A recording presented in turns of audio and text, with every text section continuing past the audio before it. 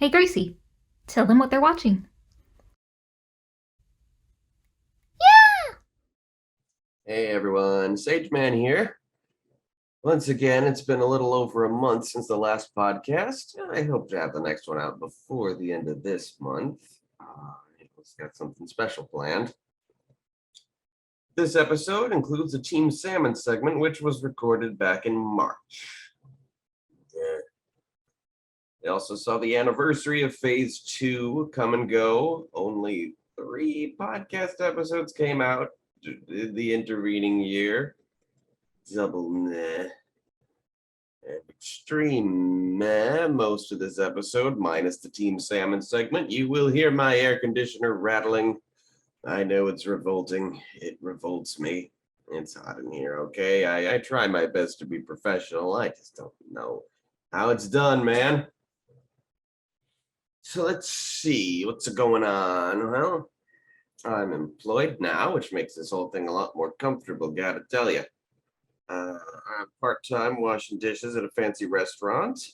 Usually I only work 2 days a week, but I mean, just that much extra income makes a huge difference to me. I do like to live modestly, but not, squalidly. So this is better. Everybody loves me there. Constantly telling me I'm doing a great job.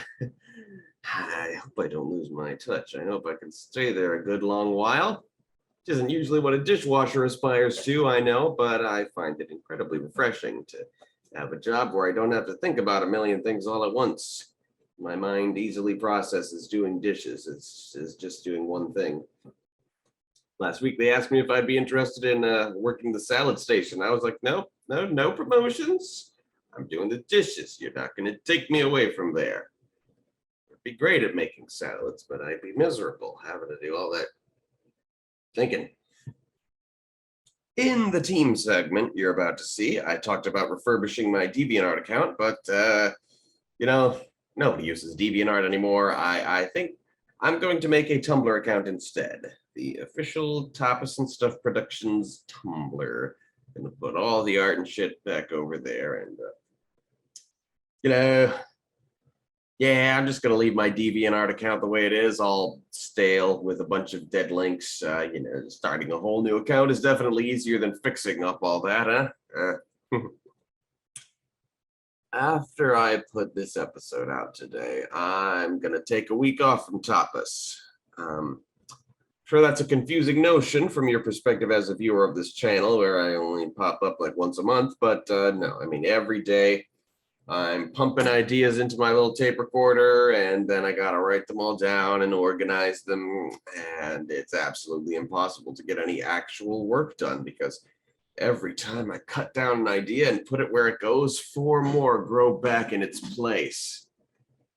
Every night I lie in bed, the brightest colors fill my head, a million dreams are keeping me awake. It sounds glamorous. It's not. It fucking sucks. 8 years ago, I resolved to just get all the stuff out of my head and write it all down and tell these stories. And every single day for 8 years, I've been doing that. And it's really not doable.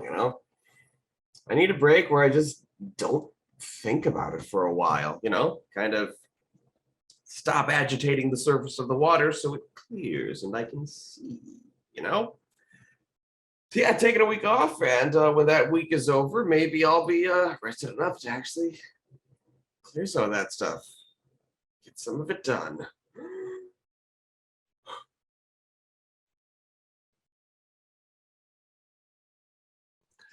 Welcome to another Team Salmon segment. Salmon!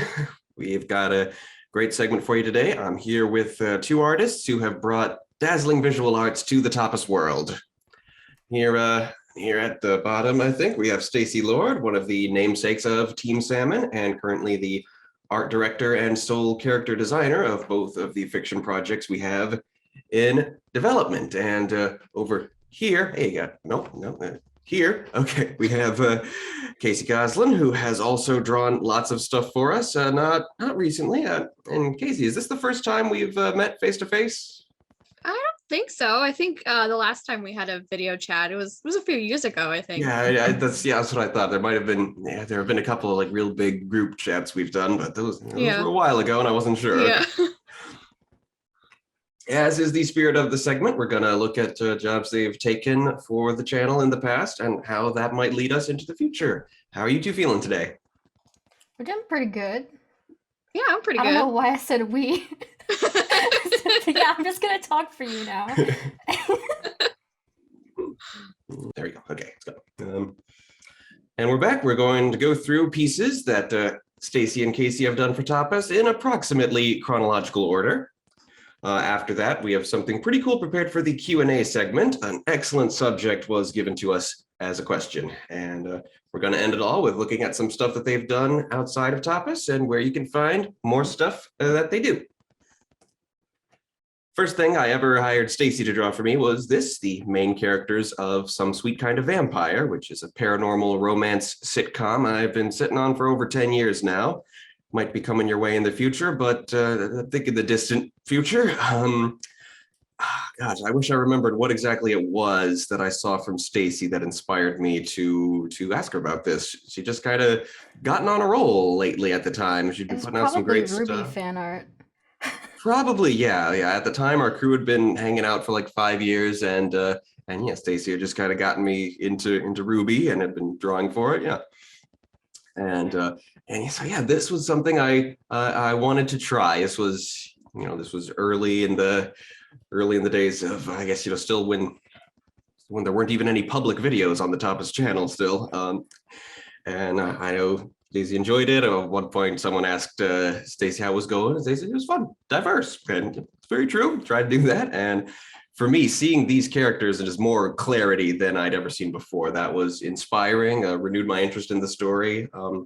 Still got some other stories I want to do first, but I really hope the time comes. How does this go for you, Stacy? Um, so yeah, like you said, these are the oldest, and I look at some of these and I'm like, oh, yeah, that was my art style back then. Oh boy. Yeah, that's only natural. Yeah, I guess I could see some differences that maybe it's with the way you do it now you're not quite proud of, but I still really like these. I think a lot of them are still really fun.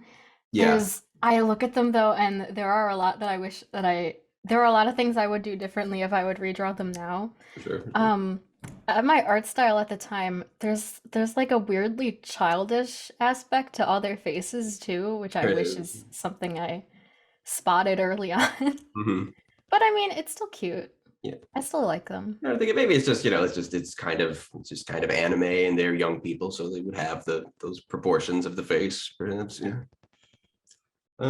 And yeah, speaking of things we do differently now, I got one.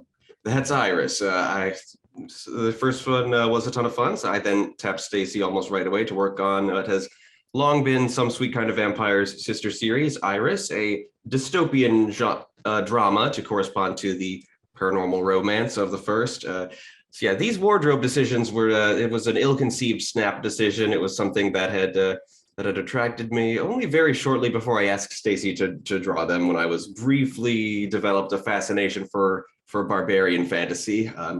Stacy called it the most scandalous thing she had ever drawn, and she took to it very nicely. And shortly after, I was like, oh, this doesn't make a whole lot of sense. And what I concluded, this being a dystopian story and then so meant to touch upon real issues, I assume in the distant future, something very horrible has happened to the global temperature. The costume design must come from a place of surviving in the heat. So going to lose the fur, the leather, the boots, the tightness, a lot less black fabric. It's going to be about proven methods for beating the heat, and still quite sexy, one would assume, but not arbitrarily so. And when beating the heat involves shielding the skin from sunburn, skin will be less of a factor. So yeah, this is my old shame, but I'm going to build off of it if the time ever comes. Over here in the corner, you'll see an actual attempt at a model sheet, which is the first glimpse at us really gaining the ambition to really make some of these stories. Yeah, for this project, for me especially, it was a lot of firsts, Mhm. I think. This is I'm really glad that this one came before the deities. Spoilers. Um, because for both of for that and this one, I had to do a lot of like anatomy studies that I hadn't Mhm. previously done like with my own art.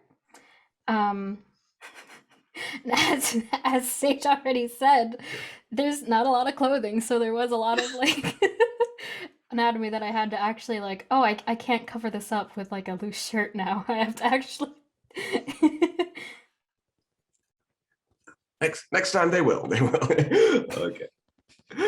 And yeah, so there is, yeah, you could see, yeah, just some escalation in just how much anatomy Stacy had to do. That increases noticeably over time. Here's the first time Casey drew for me, the first official interpretation of the characters of Keys and Kingdoms: The Choices, which was a very new concept at the time. We now call this batch phase 3 because first I did some sketches and then Natty did some sketches. That's 1 and 2. So this was cool putting them together, and this is one of the projects we're really working on now, and it got started here. You can include it includes Cezanne and Gregorio, who haven't been drawn or seen since because they don't appear in the first episode, and we've been working on the first episode. So yeah, Casey, this bring back some memories. This was a while back. Yeah, it does. Yeah, like Stacy said before, seeing old art is like, whoa. Yeah. Like, yeah, definitely see some noticeable differences. Especially in the way I draw faces now. Um, yeah, I mean they've got variation, but there's really big foreheads, I think. I notice you usually draw larger eyes in general nowadays, I think. Yeah, kind of like a almost a cartoony, but not too cartoony, I guess. Yeah.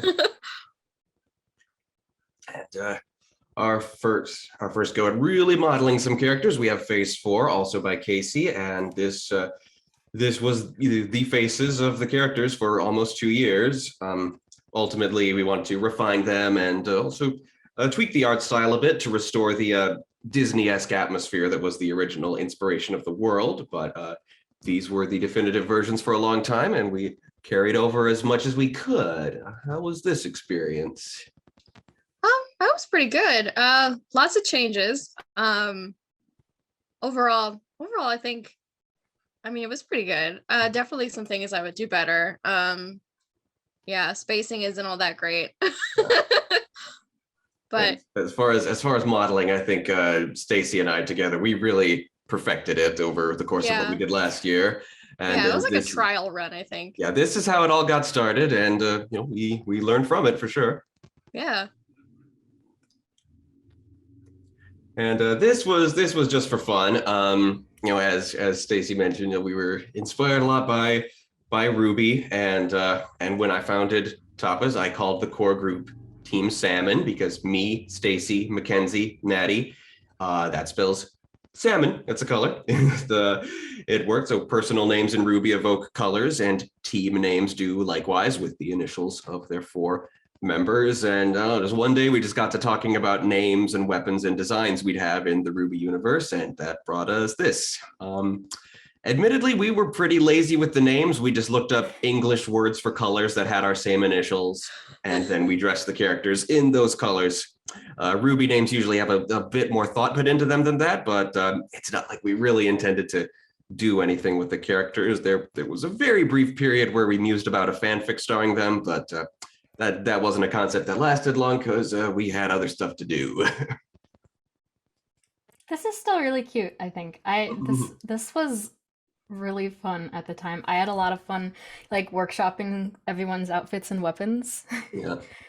um I think my favorite is Kinsey's just cuz I don't know, it's hers was such a cool outfit that I wouldn't have come up with on my own and it ended up being really fun to draw.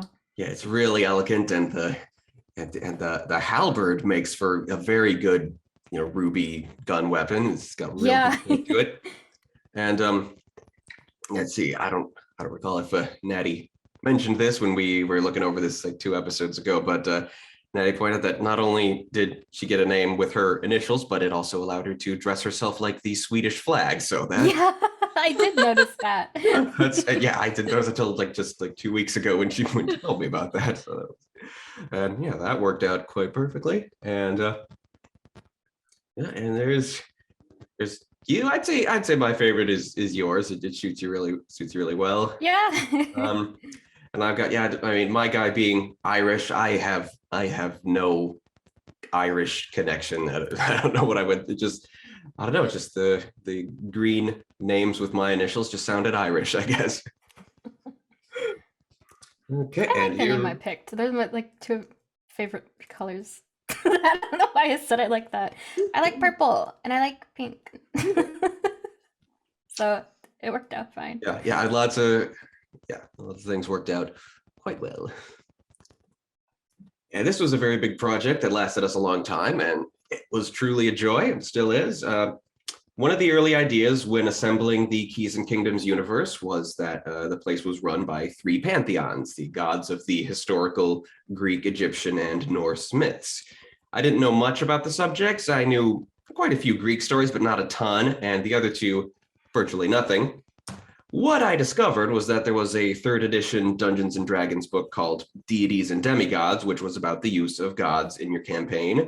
The first part of it assembled a pantheon of gods from various D&D settings into a unified group. And nobody remembers that part. The part of that book people remember is the RPG interpretation of the exact three pantheons I had in mind. So I did some research on that, just that book. Implemented its ideas, the gods it chose to use to represent the pantheons, their holy symbols, their sacred weapons. I didn't steal everything from the book, and I have been doing some real research into the mythologies and taking lots of totally original artistic liberties with them. So hopefully they've grown beyond what they were in Deities and Demigods. Anyway, what I was moved to do one day is to take all 53 of the historical deities described in that book and get to work on what they would look like in the Keys and Kingdoms universe. Casey designed the symbols of the gods, and Stacy designed the characters themselves. We're going to get back to some specific memories on this project later on. We've got a great prompt on it for the Q&A segment. For now, we're just going to skim them real quick. If you're a mythology buff, most of these folks are probably easily recognizable. One decision of mine was to make them, again, ethnically diverse, to make sure they represent people of all corners of the Keys and Kingdoms world, not just the regions based on Greece and Egypt and Scandinavia. Not that you need a reason to make a group of characters more diverse than they were before. I'd say that's just generally a good thing to do. Good enough that it pisses people off, I say. So I had fun picking out their race, other features of their appearance, how to incorporate their holy symbol into their design, and their sacred weapon into their pose, and other ways to pose them. And Stacy interpreted all of my guidelines in her own way, and it was awesome. And I've worked on other things since then. Their family tree was one I did early on.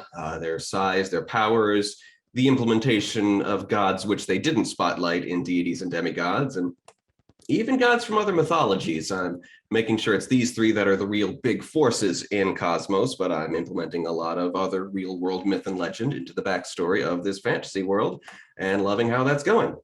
And I'm out of things to say, but I got through all the slides, so that's good.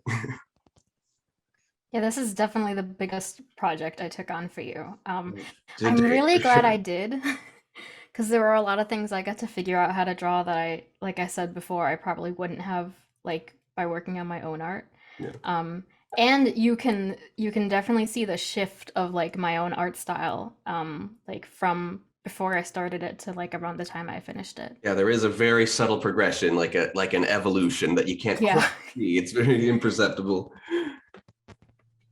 There's a lot And of things I wish I would have fixed though, instead of just like it was daunting at times because there was a lot to do, and I think if I like pushed that out of my mind, I would have been like paid more attention to detail. Like, because looking back at a lot of like the faces and poses and stuff, those are things that they're like a little off that could have definitely been fixed early on if I like looked at the sketch for a second before like jumping into lining. yeah, I agree. I did a lot of wanting to push forward because it was a lot myself. And yeah, we will. I think that'll definitely come up when we do our top tens later on. Yeah. Okay, here is when I first conceived of putting together Irregular Fantasy. I asked Casey to make some model sheets of those characters. They were very impressive. That's just about all I've got to say there. How about you? These ones I like a lot better, I think.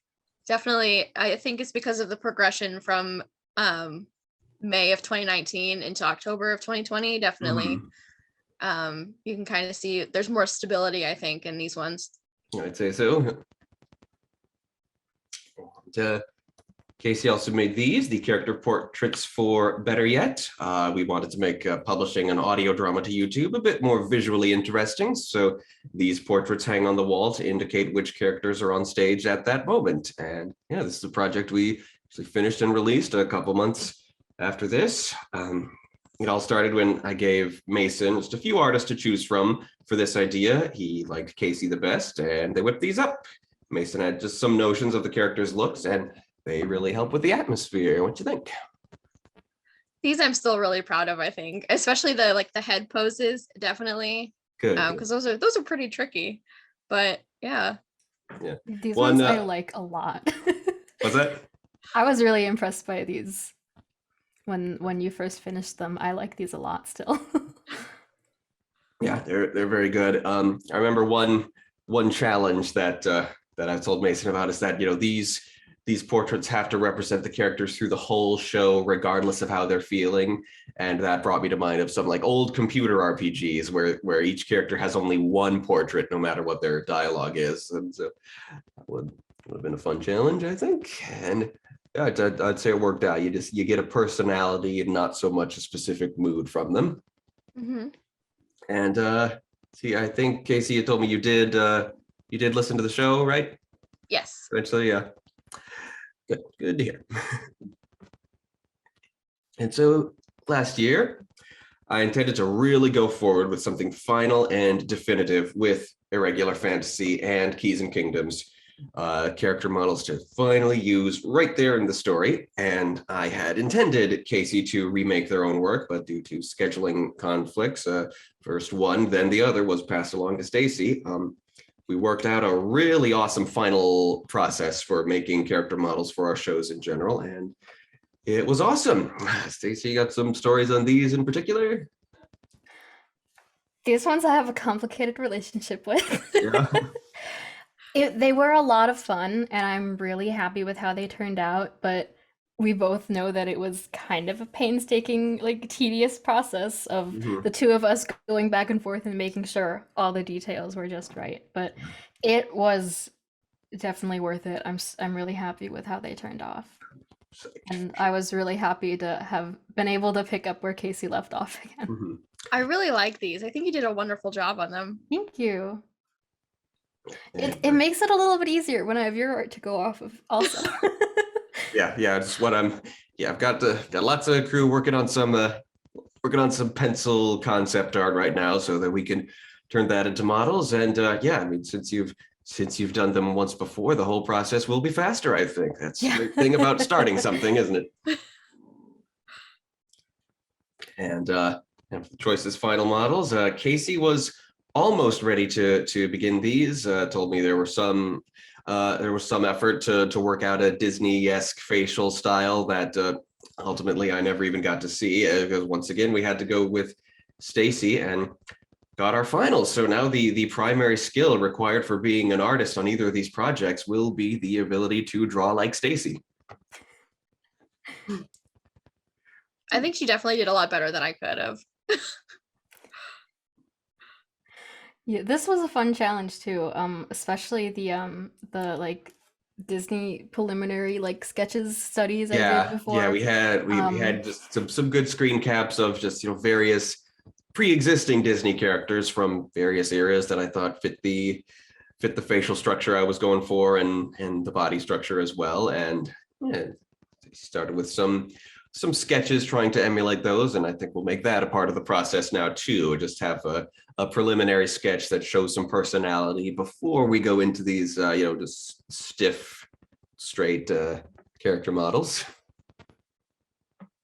I've never been super good at trying to emulate other people's styles, but it definitely worked out I don't think because so, yeah. at the time of recording this, my current hyperfixation is Encanto.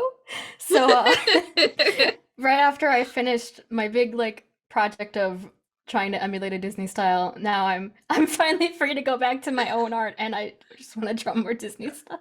Oh, and Encanto had such good faces and styles that were so different from one another. Oh, Like they're all so fun to yeah, draw. just they had a lot more different faces and bodies than you usually find in the main cast of a Disney film. So we'll have some material to mine there for future Keys and Kingdoms stuff for sure. The juxtaposition of my most frequently drawn character though, and like all the gorgeous badass girls is very funny though because it's it's Rat Man. Yeah, So a lot of Bruno. Yeah. listen, he's my poor little meow meow. I want to draw him. Yeah. And so after the model sheets are done, we make these promo poses, bringing back the personality and also a lot of detail that we don't have before. Some time ago, I co-hosted a video on Stacy's channel about the making of these. So these are really great. I've been spreading them around as much as I can. These were so fun because the character sheets. Part of why it's like it feels tedious to me is because like I can't go in with all the like really fun details of like the Mhm. hair and like the shiny things. So these I can finally do that, and it's always very fun. Yeah, the actual design part, it's a bit of a, I don't know, kind of a rote mechanical process. And then, yeah, and this to bring the personality back is much more fun and exciting, I'm sure. And we got full casts of both stories. See any special stories about the making of these ones? It's pretty much the same thing. It's I was Yeah. really excited to finally draw all the details and like get all the shading in there. Yeah, it's a ton of fun. I think Stacky was the most fun to draw. I was happiest with how either she or Nathalie turned out. Mhm. Oh yeah, Natalie's gorgeous. Yeah, very most These are real, like these ones are really beautiful, I think. Thank you. Especially like the highlights on the hair definitely add Mhm. some depth to it. Yeah, yeah, those. I love that. It's I was waiting to be able to do that. yeah, it's kind of too That's bad the that we fun figured that's part. just a little too complicated for the in-story model sheets. And so yeah, I'm definitely glad when these come up and we can get that beautiful Stacy hair for sure. It's like the TikTok sound. It's like a reward. When you finish the Like a coloring and you can reward. finally add the highlights. Reward. Here's the model sheet process we worked out. It's a bit more elaborate than this, but it's what it comes down to. We just start with immutable features of their bodies so they can change their hair and accessories now and then just their hair so they can change their clothes. And then in stage 3 is just the real thing and how they'll be walking around either for most of the time or just in one particular outfit they wear for an occasion. I wasn't sure this would be an easier way to do things, but then Stacy said it's pretty much how she designs new characters anyway, so I guess it works. Well, and I thought we could take a look at the comparison of Casey's originals to Stacy's final ones. Generally, details about the same. I just made sure to really dig into every little detail to make sure it was truly right. Because I just at the beginning in all projects, I was just I didn't want to. I didn't want to embarrass or correct anyone, and I just kind of I just kind of accepted everything. And so, but I committed to, I'm just committed more to just refining everything, making it okay, and just hopefully not hurting anybody's feelings along the way. I'm still a little shaken up about times like that, but what what we end up with is just a final product that really comes out good. I'd say we simplified the design significantly. The idea they had to be easier to draw over and over again in the context of the story. And just in general, Casey's art style is noticeably grittier than Stacy's. And I like how this turned out, but it would have been all right either way, I'm sure. So it's got some specific changes, like the author David Morgan Marr, his one critique of Casey's originals was that he didn't like Lambert with the super chubby cheeks, so that we altered. And I was looking at the comic and I realized, yeah, at some point Lambert and Mordecai swap skin tones somehow. So Stacy did that, and we had to lighten up Kairos' skin just a teeny bit. We did as little as we possibly could, just enough that you can actually see the line work on his face. Because we're going to need that now, because before I was thinking these would be made into CGI models, that this would be a much bigger production than what we're doing. It was in deciding to make it a 2D motion comic like all the other plans that I was inspired to really go forward with a regular fantasy. And as you can see here, apart from specific instances where I noted otherwise, Stacy always used the exact colors from Casey's versions, which was a nice touch. Good throwback. And the differences are more pronounced here. Stacy really stretched her style to get the Disney-esque look we were after, and it was awesome. And to get these final looks, we had 5 versions to go with. There was mine, Natty's, 2 from Casey, and a set of portraits we got from a freelancer, and we combined all those together with some new features and a final decision on the art style, and here we have it, phase 6, the true perfect selves of all the characters. Stacy does some good cleavage, I will say that.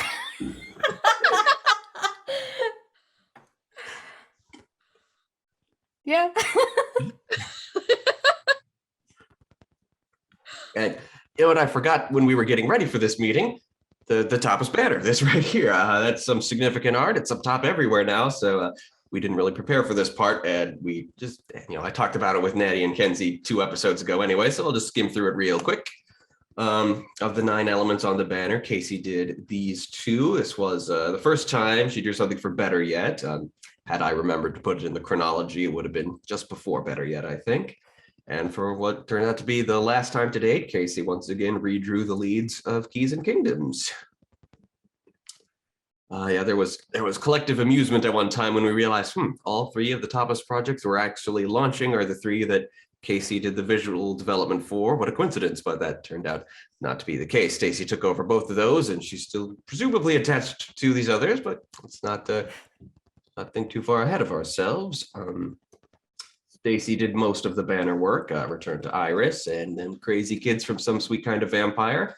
And we have the first ever visual depiction of characters from Mina and Luno Canyon. And those last 2 are the stories we'll be firing up right after we've met all our current goals for Irregular Fantasy and Keys and Kingdoms. What thoughts do you have on working on the banner? Either of you? My favorite is Luno Canyon. I don't know what happened, but I think this little boy turned out the best. Yeah. I was so proud of his little hand. It's a good Yep. hand. That's all. Okay. Finally, another brief look at the banner elements, which Natty did, but Stacy digitized and colorized. And no, you can tell there's just something Stacy is good at and does in a dazzling way that I don't really see anywhere else. And about the shadows and the shine and the highlights, it's very Stacy. So let's get to the prompt from our fans. Sadie Allen's Patreon reward, allowing her to give us a question or talking point for this segment. She wanted to hear a bit more about the Deities project and suggested that could be done in the form of top 10 lists of our favorite designs. So we're going to do that. I thought it'd be fun if each of us gave our top 10 favorite designs and bottom 3 least favorites. So let's start with Casey's top 10 favorite symbol designs. And if you can, briefly talk about why, as I flash each one. Number 10 was Ray Harakti. I really liked, I think just, it's like simple, but also not at the same time, if that makes sense. Yeah. Simple yet complex. That's a very Yeah. good way to put it, and it works. Number 9, Nike. I think this one's in my top 10 as well. I like Nike. This one I really liked drawing. I love drawing like people with wings. So it's like, it's just one of those things. Number 8, Hermid. So another pair of wings. Yeah, this one I also remember being really proud of. I think just the scroll in general. Yeah, it's a good scroll, good weathered edges it's got there. Yeah. Number 7, Hercules. I'm not very good at drawing animals, so this I definitely was really proud of. So you should be. Number 6 was Artemis. That is very sweet. That one's also, yeah, definitely one of my favorites. Something about just the moon aesthetic, I guess. Yeah. Number 5, Aegir. Cresting Drawing the wave. waves, yeah, Very it was epic. really fun. Mhm. Yeah. Reminds me a lot of like the water tribe symbol. It does. That's Number 4 for SETI. I think, yeah, the hair was definitely one of the points that I had the most fun with. I love the hair, yeah. I will say when we finalize this for the actual Keys of Kingdoms world, he won't be smirking like that. He's the embodiment of neutrality. He should have a very neutral face in the end. But yeah, I mean his actual features and hair and stuff, very good, very good. And that carried over to his actual self, of course. Number 3 is this Hecate. It's the moon set there. It's very evocative Yeah. symbol. It was like, I think definitely like the shading on the moon, I think I was the most proud of. Yeah, I love how you did the moon in all of these. In fact, yeah, I've just been kind of thinking it over with myself about how the sky will look in that universe, and I'm thinking, well, obviously it's got to go. Well, the moon's obviously got to be like all the moons in this collection for sure. Yeah. Number 2, Set, the coiling cobra. Once again, I'm not good at drawing animals, so I was really proud when this came out the way it did. Yeah, I think you did good for the most part. I remember I at one point said this cow looks too much like a sheep. Can you change that? And you did, and it came out good. So that was one of the few corrections that was serious enough that I had to ask for, and yeah, it came out good. It did look like a good cow in the end. And Casey's favorite would be Zeus, the fist clutching the lightning bolt, classic symbol. The hand. It's definitely the hand. It's a just good the hand. hand. When the stars I like- align and you draw that good hand. Yeah. Even now I look at it and I'm like, that hand, I can never top that. My magnum opus. It's the best hand, yeah. And yeah. If you didn't know, artists don't like doing hands. It's hard. I mean, they're better than feet, but And okay, so Casey, bottom 3. Casey did not like Hella. What's up with that? I was really at the time I thought she looked really good, but now when I look back, I could have done her so much better. I feel like I think I did her dirty. I could have done her so much better. Liked it. Number 2, Taiki. I guess just simple pentagram, not much to write home about. Is your mindset there? More like it's like uneven in some places. Yeah. I feel like I could have paid better attention. Thinner, Yeah. And Casey's least favorite, Freya. Was probably one of the animals that did not come out the way I had intended. Side note, when Casey gave me their list, they spelled all the names of the Norse gods in a very traditional way instead of the more Anglified way I've been spelling them. That felt like a flex. Are you a Norse myth fan?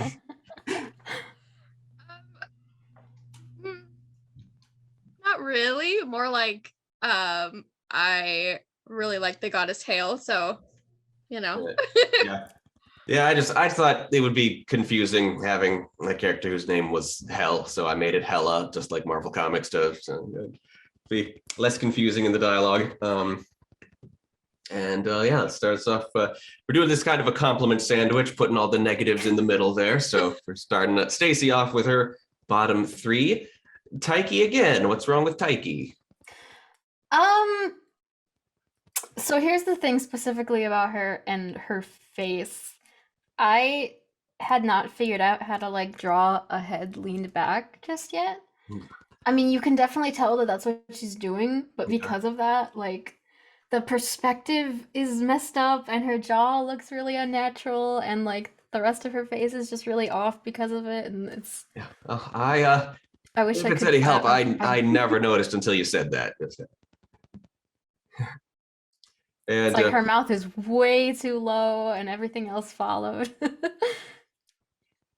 worked out. And number 2, Dionysus. I think he's got it going on. What's This one looks weirdly stiff to me. Like, I feel like if I let the sketch sit on this one, I would have gone back and fixed some stuff. And there's some also like Anatomical errors. Did I say anatomical?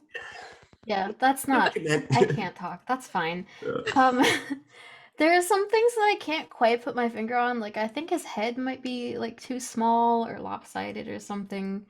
The proportions just look very strange to me.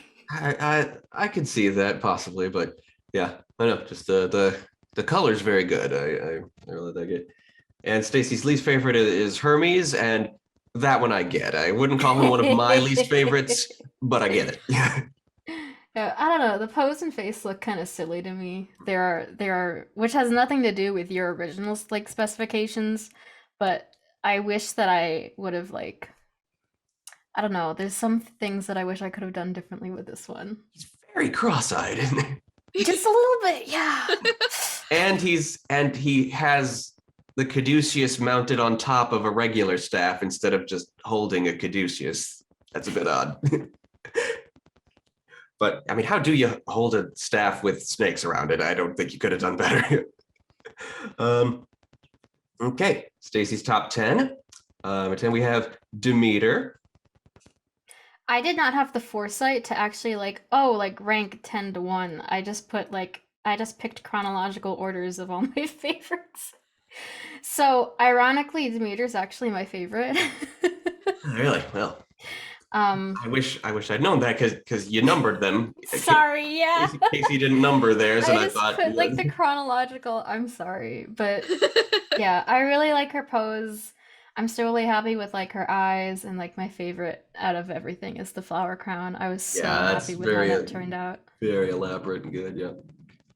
Okay, so not in order. We now have Forsetti. I really like this one. It definitely has something to do with Casey's symbol, but Yeah. It started from that hairdo, and from there, just very elaborate overall in comparison to most. this is the strongest pose, I think, like in the way that it looks the most natural. Like I'm still Very really happy still. with the movement on this one. Surtur? For this one, this was a really fun experiment with coloring the flames, Yeah. and I was really happy with how they turned out, and that's how I still color flames, I think. Nice, yeah. And the glow of the just the red hot metal he carried. Yeah, that was really fun. And Apollo, beautiful man. I like the pose here a lot too.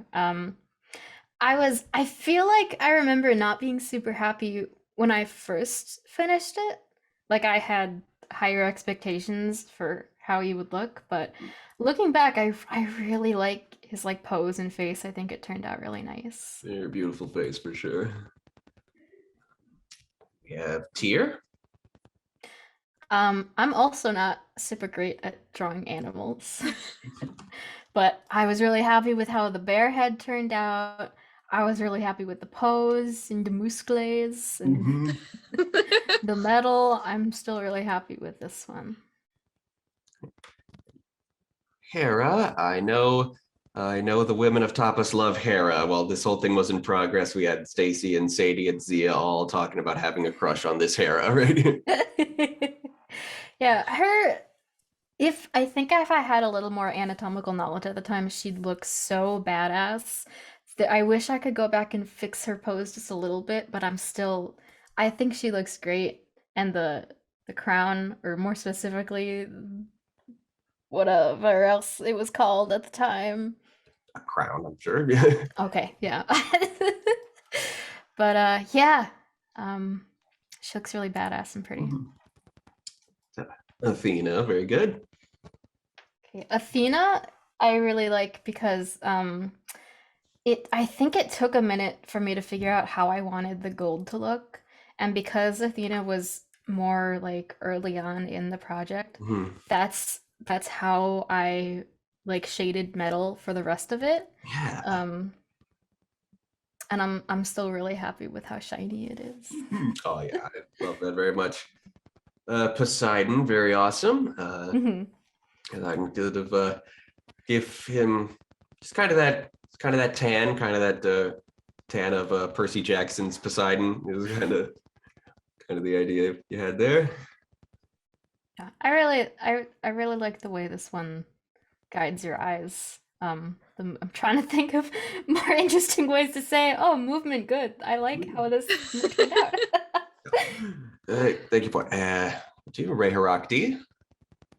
um, this was the second one I drew out of all of Yes. them, and I'm still like really proud of the bird head. I'm Yeah. not. I think it took a few tries, but it Yeah, ended up that really was good. we had to fiddle with a bit. Yeah. As we do with most of animal heads, Drock took forever to figure out how to draw. Yeah, Drock and then Jax. Yeah, it's just something Oh, we gotta keep it. We got a lot some time for going forward. Is just when someone is completely not human, we really got to figure out what will they look like then. but yeah, the And bird head and the feather cape I was really happy with, I and love um that's how I drew feathers for the rest of the thing too, I think, with it. like some of the wings. Yeah, yeah, like the gold chain he's got. And finally there was Zeus, and so now I see that yeah, it was in from chronological order. I'm going to say well, you both picked Zeus as your number one. I guess it was all downhill from there, but no, it's No, I think I'm really surprised at the fact that I'm still really happy with this one. yeah. But I really like it because this was like my first ever like big study on like muscles, Hmm. and I'm really glad that I added that to like my drawing toolbox when I did, especially since I was like about to get I had just gotten into JoJo's Bizarre Adventure, so I was like ready to draw fan art for it, but I had never drawn like big muscles before, so this was a good precursor to that. Yeah, yeah. There's plenty of that in the collection, and yeah, it started in a big way with Zeus.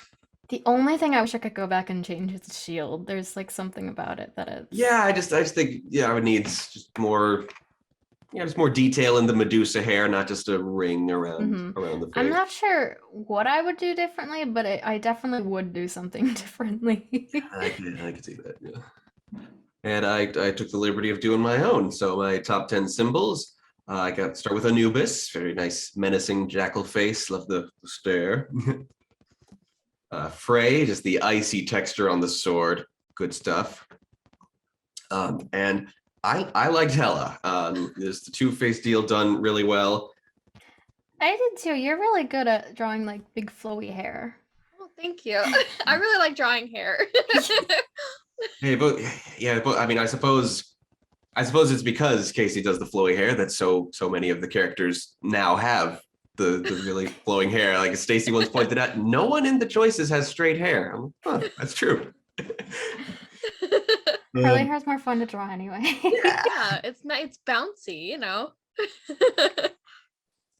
And you know, it's funny with Casey's art style being, as mentioned, grittier than Stacy's. But a lot of these people have symbols that look more realistic than their own faces. Once we convert these to the final art style in bits and pieces, that'll be cleaned up a bit. I got to go with a tie for number 7, Athena and a Pep. Casey actually did these designs before the Deities project began because they appear on the attire of some of the Choices characters. And so they did good. They were a good early preview of the whole thing. And I like how the Athena symbol is more stylized than most of the others because of that. It just started off as just a necklace people wear. Eye of Odin, just it's a good eye. Nike, I like Nike as well. It's like a little Christmas angel form. I like that. Poseidon, awesome trident head. And you know, and you saw in Stacy's that she gave the Poseidon's trident that actual head. So yeah, it was good. Carried over. And Ptah, that's a killer Red Bull. I like that. Number 2, Bast, that is a cute kitty. And my number 1 is Hercules. That's just an awesome, intense lion right there. As for my bottom 3, now, you know, I mean, most of the results of your work that I'm not satisfied with, they were, as mentioned, just my own failure to communicate back then, me not wanting to sound annoying or bossy or hurting your feelings about your work. So yeah, I used to just let a lot of things slide, And yeah, that resulted in final projects that weren't as good as they could have been. So in recent years, I'm committing myself to having the confidence to really seek out everything being the best it can be, and that's been going really well. Least favorite, Freya. Yeah, the striking falcon head on just looks a bit too much like an owl is all. And Pan, it's a bit too plain. It looks a bit more like a picket fence than a pan flute. So I'd redo it. I'd like to think that, that one would assume Pan invented the pan flute, and so his symbol would be the very first one, and so it'd be crude and held together by stuff. And so yeah, when we turn to that, I'm interested to see what direction that'll go in. And my least favorite, Hera. Only 5 feathers. That's not going to be a very good fan, I don't think. No, no, I didn't really think that one through either, I don't think. And my least favorite deities, it's hard to narrow down, but my third least favorite is one I actually like very much, and that is Nike. Just very good. Just my only nitpick is I should have had the nerve to say that is not what I meant by a trumpet-shaped mace. That is a flail with a bugle-shaped handle. What is it? Yeah, the deities was also like a big step out of my comfort zone with like weapons and props and stuff too. Mm-hmm. So Number 2, now Hephaestus. I actually like him pretty well, but it's just in future interpretations, I just want to go all out with giving him all the deformities he has in the myths, just to make him really messed up and yet majestic all the same. And yeah, just on the scale we were doing this, just with so much to do all at once, we're just cranking them out one after another. We wouldn't have had time to do that. So yeah, I would have liked to give Hephaestus more intricate care.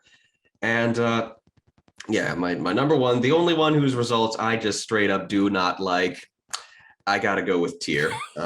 He holds up okay. I'm just a bit annoyed. Just that's not what I meant by a braided mustache, and the entire bare head being the hood is it's a bit much. It's a bit extreme. It's usually just the upper jaw of an animal. That's the hood. So yeah, he's the one I resent the most, and yeah, it's my fault for not saying something earlier. My top 10 deities. Scotty, surprising combination of factors that really work. There's the muscle, sense that she'll beat you up is good. A bikini of chainmail and fur, the impracticality is off the charts. And she's blue and the hair very pale, just a lot of traits of exotic beauty, really works out. Sif, for similar reasons, a more traditional beauty, but still fairly unique in the features. Nephthys, I think her mystique was conveyed very well. Just the wings being insanely detailed is nice, and yeah, I was really happy with how the wings turned out at the time. there's got to be a story behind that necklace of bones, and her boobs. They're just completely out. Not a lot of people can pull that off. That's a fashion statement. Then I got to go with a pep. His usual depiction is as like a dragon serpent or something, or at least like a really big python. And I've never seen him depicted as a giant cobra, and that's just the thought I had, and it came out really good. I think we're onto something there, and he definitely I gets. didn't know that I drew that. I wouldn't associate it with my art style. Yeah, honestly, I think it looks really good. yeah. I mean, he gets novelty points for being the only one who's just not humanoid at all. So he's looking at them all at once. He's one of the more interesting to look at, and yeah, that came out real good. Aphrodite really captured the kind of the rare and idealistic look there. There's the voluptuousness, the laughter, the blinding gold hair. Like she's not just blonde, that is gold right there. That was done really well. And the posture is good, and something about boobs, because it'd be dishonest if that didn't come up. Notice it's got one nipple off center there because Stacy originally had the one covered up by the hair. And I'm like, can we not? And she just stuck it there.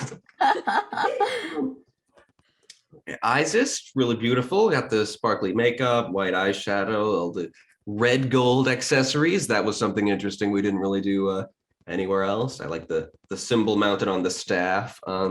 Casey did a good interpretation of the symbol there. That was very unique and attractive. So altogether, yeah, and yes, that one came out really good. Pan, again, there's the novelty. He spices things up, being the only god who styles himself as a satyr. I think he could do with some refining, more goat-like features all around, Oh, and absolutely. and again try to get those crude homemade pan pipes there. But we've got a great foundation here that I like. And if you didn't know, goats have narrow horizontal pupils, almost rectangular in shape. And if you zoom in really, really close on Pan, you'll see he has those too. Stacy improvised that. And I noticed a lot later because, I didn't zoom in that close at first. And I was like, okay, that's awesome. Okay, Odin, solid all around. He's got one of the more complex designs. And yeah, he's deceptively old and weary, but still clearly wise and a traveler. It's overall a good Odin. Loses a couple of points for just you pasted the symbol on him. You didn't do that in the future. Yeah, after I that. definitely drew the rest of them. Yeah, you did. Yeah, you did. You hand printed the symbols on the rest of them, but yeah, early on, don't bother. Athena, I've always had a soft spot for her as a character in general, and we did a thing. It's an unusually delicate take on the Lady of War. I know. I think it suits both the strengths and flaws of the character, which are things I definitely want to explore. She's got quite a few stories to her name in the myths, which I'm eager to explore. My number one, I got to go with Anubis. He is. I had a lot of ideas for him, which definitely worked out well beyond my wildest dreams. Just how well it all fits together, from the burning red eyes, and how I thought, like, what if all the animal-headed deities had human hair as well? That worked surprisingly well. The golf club sort of weapon, the condemning point, and just the slender, youthful frame. It came together, and the scales of life and death on his belt buckle. That was another thing Stacy completely ad-libbed, and that's awesome too. And to conclude our slideshow today, we're going to look at some of the artwork Casey and Stacy have done on their own time. They've each given me a little selection. Let's start with this. Stacy thought it'd be cool to compare her work from immediately before and after the Deities Project. What do we have here? Two JoJo characters, because that's what I was into at the time. But yeah, Lisa from part 2, Battle Tetted Sea, and then Giorno from Golden Wind, the 5th part. So this is one of my favorite pieces by me, honestly. I think the pose and the colors in the background all came together really well. But yeah, I thought that was fun. Like comparing like anatomy before and after deities. Right. Got some fan drawings. We got Velvet from Ruby and Elsa from Frozen. I've always liked that Elsa one, just spotlighting the moment, after she takes her hair down, but before she makes her own clothes. It's an interesting snapshot, tiny moment in time there. Yeah, I don't know why. That was one of my favorite parts of the movie when I was like 14, 15. I'm not sure why, but these two I love the details in the clothes for these two. Yeah. That's like you were talking about with Encanto, how how there's so much detail in the dresses now. Yes, I'm literally working on, like, I have Paint Tool Sai open right now. I'm working on a guide for all of Mirabelle's embroidery. Yeah, and I was thinking that's something that they couldn't do back in the days of 2D, because someone would have to draw that dress they're 80,000 times. So. taking advantage of the models. Yeah, that's one good way they took advantage of the new medium, and that's very good. And yeah, Velvet. I've always liked Velvet. We have some video game pieces. I vaguely recognize these scenes. I think the girl's from The Walking Dead, right? Yes, Clementine. Okay. Yeah, And then Miles from Outlast. Okay.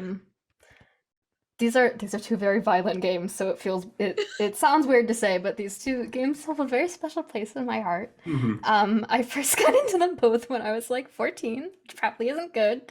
But yeah, these are all the art I picked is either from like the end of last year or this year. Okay. And I still really like these. The lighting on the lighting and anatomy on the Outlast one, I'm Heck really yeah. happy with. I think the fire came out really good. Yeah. And Clementine, I think that's one of the best faces I've ever drawn. Sure. So, Yeah, which is I agree with you. which is very fun because the last time I drew Clementine, I think I was like 16 and it did not turn out very well. So, And lately she's been doing a lot of Encanto, and these are the mhm. she chose to spotlight. Good. She's done a lot of Peppa, a lot of Bruno, and some focus on Dolores and Camilo, but Mhm. mostly Bruno. I'm really active on TikTok right now drawing a bunch of Encanto stuff. A lot of like dumb comics and like stuff to go along with TikTok sounds. Doing TikTok for a while. I should look into that. Yours, that is. Yeah, I actually gained like 1,000 followers from posting Encanto stuff this past month. Wow. So it's crazy. I was like, wow, I haven't felt this validated since like I was getting feedback on Cars 2 stuff back in like 2014, 2015. Yeah, Cars are what brought us all together originally. Cars the franchise is what brought us all together way back in 2013 or so, just as a group, and that became Tapas. uh, Here, I wanted to focus a little on Stacy's webcomic, The Sixth Stage of Grief. It's been quiet for a very long time, but it's off to a good Yeah. start. You can find it on I don't talk about it. you can find it on the comic hosting website Tapas. No relation. So yeah, tell us a bit about the core premise for this world and our main characters here. This was the only group shot of them I could find, but it was this Pride Month piece you did. Um, I was weirdly inspired by a Tumblr post I saw forever ago that said something about like I want to see like a show or something of characters with superpowers that like completely contradict their personalities, and I got to thinking about that, I think and I saw that one. what I ended up doing was coming up with the idea of like getting superpowers from like traumatic events, It's the title. giving it like a giving trauma and like PTSD like a tangible thing you can like a tangible representation. Yeah. So the world that I've tried to come up with is like there are some schools that have opened up for. I'm very inspired by anime. I'm sure that's very obvious with Schools and everything. those, yeah.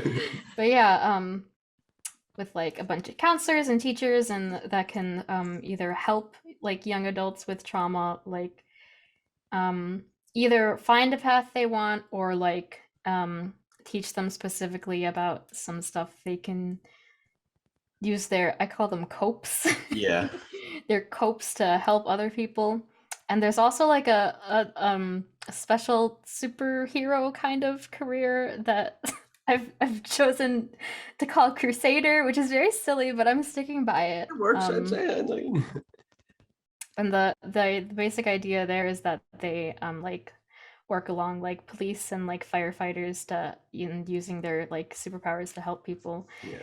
I feel like it sounds very silly when I say it all out loud, but No, I have things written down and I have things drawn, and I'm very happy with how it looks like it's going it to is turn very anime in the best ways. And yeah, just to clarify, the eponymous sixth stage of grief is like a superpower that people get after a trauma, and that's called a cope. And so like the schools are about just learning to control those, I would say. Yeah, learning to there are aspects where you can like learn to like control or like power up your coat, but I feel like there's a biggest focus on like the mental aspect of it, Mm-hmm. so that they don't like defect and do bad things with their coat. Ooh. Right. And There's a semblance of a plot there. yeah, and so would you say there's like a theme of like real mental health counseling in the story, kind of? Hmm. Yeah. That's good. I like it. I'd like to see more of it. I hope I don't occupy you too much. I need to get back to that. Yeah, I I have no object permanence. When I finish a project, it's gone. So No, me too. I'm the same way. I literally have like 5 different projects that I have just sitting unfinished because I keep starting new ones and it's just a constant cycle.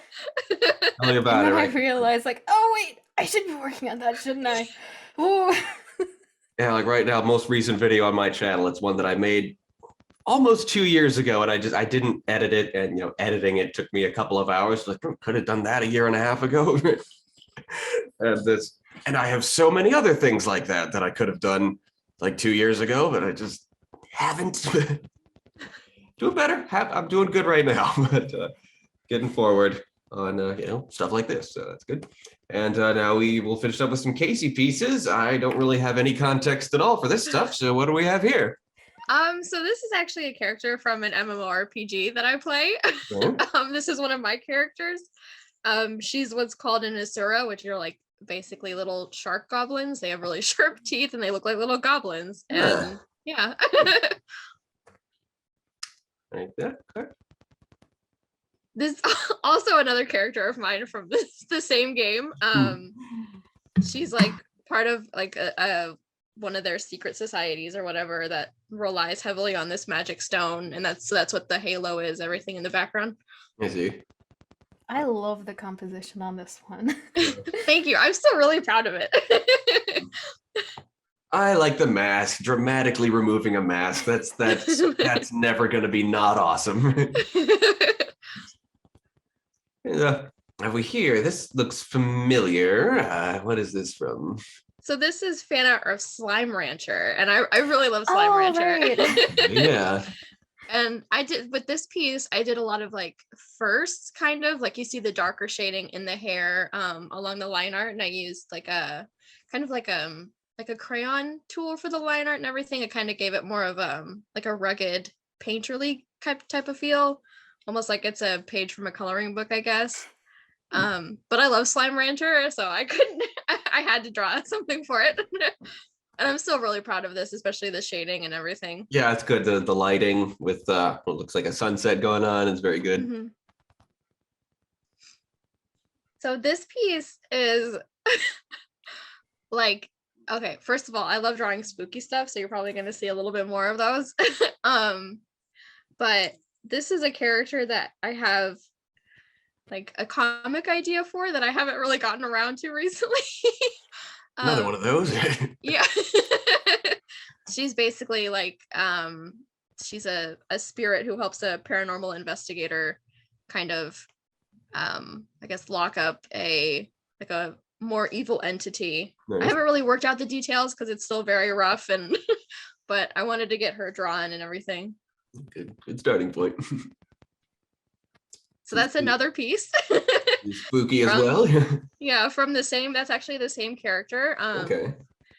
And that's kind of this is like, I guess like a before piece before she's a ghost, basically. Human here, and yeah. And what is that looming over her? That is actually kind of like I guess the rough design of the entity, like the main villain, I guess you could say. Yeah. And this one I actually did I was gonna do 31 pieces for October, like just pieces of lore and mythology and everything for the month of October. And I started with the Banshee. So that's what that is. That's a Banshee. It's Banshee carrying its own spirit, or well, no, not really, because Banshees are like, I guess okay, I just saw the feet. I thought yeah. I thought Yeah, one they're was supposed solid and to, the other like, was ghostly. Okay, I see it now. Born of like a loved one dying, right? Yeah. I used to be deathly afraid of banshees when I was a kid. This is beautiful though. And here are places where you can find Stacy and Casey and most of the work they do. For the true master files of the tapas materials you've seen here today, you could find most of that at my DeviantArt, which I intend to thoroughly refurbish before this episode comes out. It's a bit disorganized at the moment. So gonna linger on this for a moment and then bring us out of slideshow mode. And here we are. So yeah, I'd like to talk a bit about what we have plans to do art-wise when this is over. Among other things, I do need to finish, all the segments for this episode and the previous one, and figure out who's going to be my guest on the next one. So I'm behind. I'm behind schedule a little, but it's just been such a vast improvement of, when it used to be. It used to be like 5 months before I do another episode. So I'm behind schedule only a little bit, and I love it. Another thing I've been needing to do is perform the best of phase 1 video. I finished writing that a week or so ago, and Stacy's going to edit that, and then move on to art director stuff. Like I got to sort out the photo shoot we did as final reference for the irregular fantasy teaser. And I've got a few people working on just some pencil sketches of concept art for these characters and sets and props to design for the pilots and stuff. So stuff to think about for sure. And Casey, I hope I can bring you back sometime. It's been a while since we've seen you around here. Yeah, I hope so. I've been really busy lately, but I think it's starting to slow down now to a point to where I can have an actual schedule. Yeah, that sounds like a relief. Yeah. And from here, well, what else are you guys up to? I just forgot everything I've ever done. Isn't that always how it is? That's if somebody asks you like where you're from or whatever, and everything just leaves. Am I from? No, before that. I'm just working on TikTok stuff. That's my main motivation right now, is like different TikTok sounds that I hear and I'm like, this could be an Encanto reference. So right now I'm working on like a dumb like Unis Honest thing. But yeah, that's what I'm working on. I need to motivate myself to do other stuff like animate and work on my comic, but I'll do things one thing at a time. Yeah, that's mainly what I'm trying to focus on, is just doing one thing at a time. And like looking for a real job, but whatever, that's yeah. that also. Same. Yeah, that job and one thing at a time. And I don't know. It just took me a while to get to a mental state where I could even do one thing. Yeah, so I'd say we're doing pretty good, and we're gonna be doing okay going forward, I think. I've been feeling good because it's been nice out this week. The weather just feels like a totally different world right now. And it's been raining more. I love it when it rains. Well, thanks for coming on board. It's good talk, good journey back. And yeah, even though as the old artistic cliche goes, your early work makes you want to projectile vomit. It's like art puberty.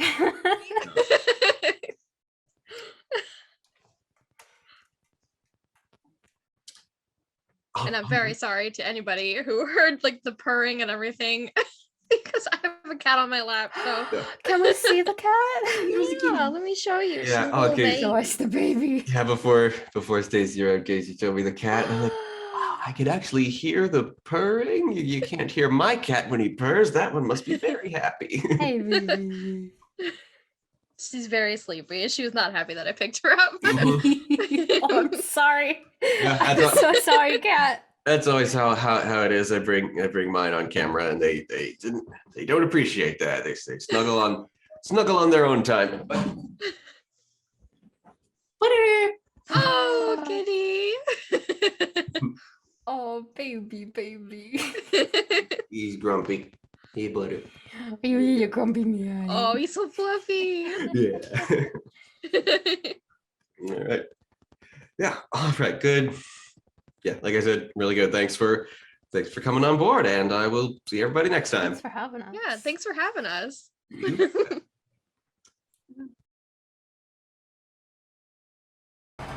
And we move on to a review of podcast number 4. As the thumbnail indicates, in this one, I read the 4th Droon book, and we watched The Reluctant Dragon and Dumbo.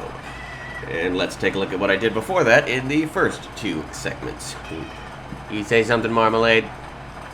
He wants to go outside, but he can't. He's an inside kitty. So I opened with a Dritz segment I was very excited by, and it's easy to see why. I sang My Ruby Friend, one of these songs that was easily and quickly written. I'd say it's still pretty good and solid. Dang, I hope I actually make this musical one day. I mean, yeah, everything in the first season of the podcast, I sure as hell hope we actually get around to it one day. And yeah, since it was such a special song, I sang the whole thing. And essentially, I listened to the whole thing on my podcast just now, and that was nice. I have a nice voice. I want this musical to be a real thing so bad one day. Hey, Marmalade, what's your problem? That Marmalade, he gets wanderlust sometimes, but nope, he's not allowed to wander. In the Team Salmon segment this episode, I displayed the Whirlwind logo. That's a thing? I have no recollection whatsoever of this design. I guess Kenzie did it years ago. It's kinda neat. Whirlwind was the adaptation of the 4th edition Dungeons & Dragons game that Team Salmon was playing. Some time ago, we converted everything in its past to 5th edition in order to restart it as a story and maybe continue playing it from there, but ultimately, when we do rewrite it or replay it, its framework will be that of the indie RPG we are currently creating, for Keys and Kingdoms, among other things. As a story, there'll still be trademarked D&D stuff in it, so it'll just be a fanfic. I don't want it to lose its D&D origins, but the rules won't be quite the same as D&D. In terms of story, I'm sure that won't make much of a difference at all, just something to know, and yeah. I hope we get around to continuing this story as well. Droon Book 4, City in the Clouds. What do I ever talk about in this portion of the podcast review? I don't know. I just really hope to get around to reading vlogs eventually. Ugh. City in the Clouds, it's a good book. I've never, tiered the Droon books. Maybe I should do that sometime. City in the Clouds is for sure better than the first 3. The K&K segment that day started with The Reluctant Dragon. That was a fun film, kind of a meta tour of the Disney studio, showing all their techniques and processes and stuff, and giving us a few really fun animated shorts along the way. I attempted my Donald Duck voice. Still can't do it.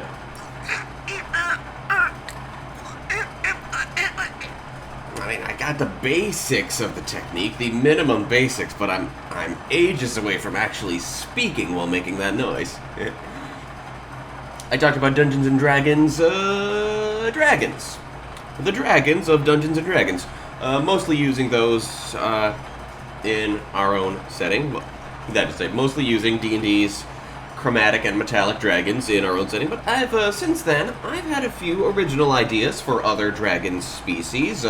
I never want to pile on too many, because if there are a lot of different types of dragons, you'll wonder why there's never been a dragon apocalypse. But I think, I've had a few original ideas, and I'm going to add a few more original dragons, just to balance out the true dragons being straight out of D&D. Yeah, I've come up with quite a few original ideas that I like. And then Dumbo. Did I open every film back then by talking about its depiction in Kingdom Hearts? I'll go figure. I still remember my ideas for elephant-like creatures in Keys and Kingdoms based on those from this film. Still got a lot of ideas I need to sift through and implement. I am working on it. As for a creature with Dumbo's exact abilities, being a small elephant which can fly on its massive ears and, sprays water, as often as he does in, video games and stuff, I guess even years later, I'm still on the fence about whether such a creature should exist. It's awfully specific, it's undeniably Dumbo.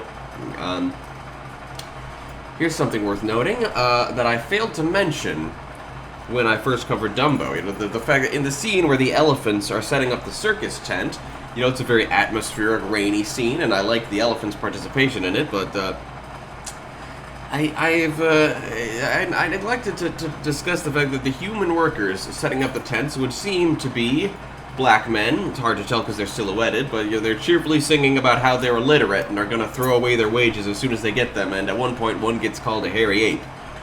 Somehow I never processed any of that until sometime after I did this episode. I guess the jive talking crows kind of overshadowed that moment, I guess, but jeez, that's so much worse.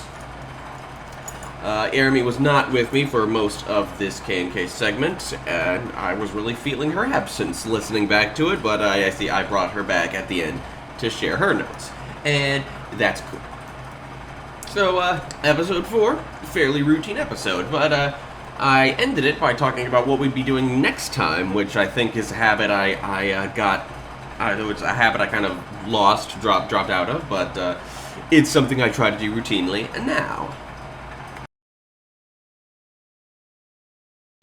And we return to another quarter of Flyin, the 5th book of my 6-book Maximum Ride fanfic. I'm not feeling enthused, surprisingly. I don't know. I'm pretty sure in the previous episode I was really curious about what happens next because I wasn't sure, but maybe I'm just tired because this is the last segment I'm doing for this episode. I really gotta figure out how to make a buffer and get these damn podcasts out more often.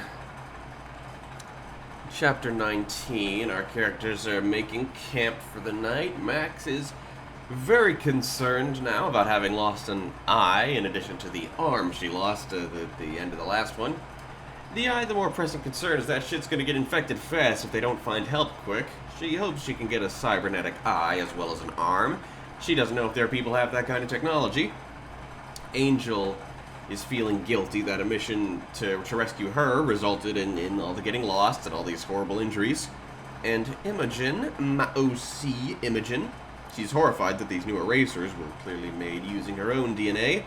And on the subject of Imogen's DNA, about her starting to realize that even though her laboratory people treated her well in contrast to Max's, they still weren't good people. They were the same people as Max's people, as evidenced by the fact that Imogen's ears morph into bat ears while they're talking. They all settle down to sleep. It's gotta happen sometimes, even if there's high tension going on. Chapter 20, the next morning, the flock is rescued by the high-tech jet plane of the ICBG. The vessel is called the Needlenose 2. Was there a Needlenose 1? Well, I think they were described as flying a plane with a needly nose early on, and it got destroyed, but it didn't have a name, and we now know retroactively it was called Needlenose. I'm just guessing. I don't actually remember, because I make one of these every couple of months. I gotta frickin' work on that, so I actually remember plot details I just read. Max is making a lot of really weird jokes in her narration right now. It's kind of weirding me out, and yeah, that's the whole rest of the chapter. I'm deeply unimpressed. Next chapter.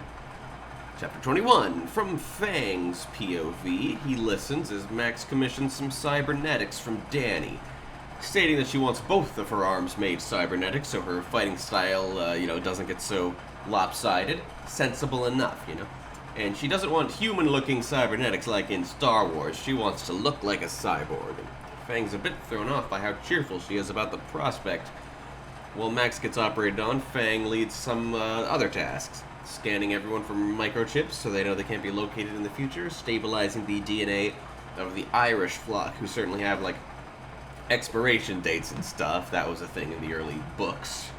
Real books in the series. Oh, and Fang gets new fake teeth to replace all those that Lang and Shay ripped out of him. Yeah, that's a good thing, a character having to go without teeth for a while. I would do that in Iris.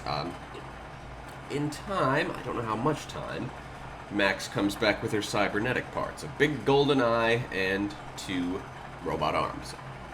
She doesn't call back to the last time she was waking up from surgery stoned out of her mind and started gushing over how much she loves Fang. That's a callback to a moment from the books. I remember that now. I remember reading quite a few other fanfics that did callbacks to it. It's a good moment for lovey-dovey stuff. I don't think the real books ever called back to that moment.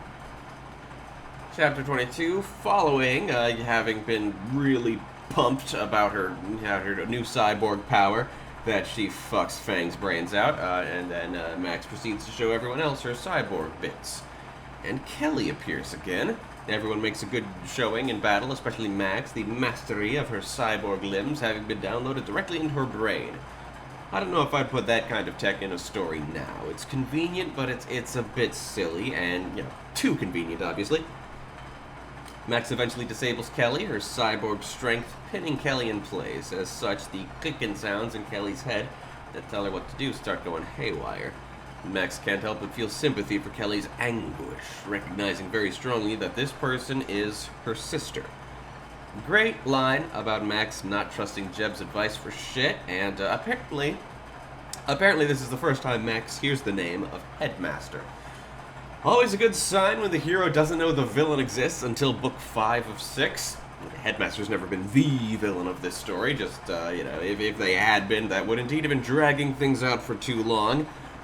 I tend to try not to do that, not to drag out stories. I mean, I want my stories to be a good length and let things simmer, but I don't think I drag anything out.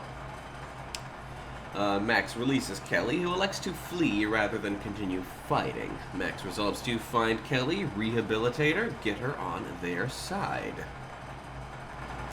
From the perspective of nobody, it seems like, Danny has just finished explaining what the heartbeat does to his 4 fellow members of the ICBG, my OC gang of animal people, the ICBG. They're horrified, but one by one they all agree. Danny, Albert, Felicia, Ray, and Ram. These names mean nothing to you, I'm sure. Just listening to these summaries won't have drilled those names into your head, but mayhaps they'll fit into the Iris universe, where people will be able to appreciate them. They bring the heartbeat to Max. They explain it's a powerful weapon that works on life force, the electrical impulses that run the brain and heart. If harnessed, that weapon could run forever. Yeah, that's not how it works. Living things are very energy inefficient. They gotta eat food and stuff.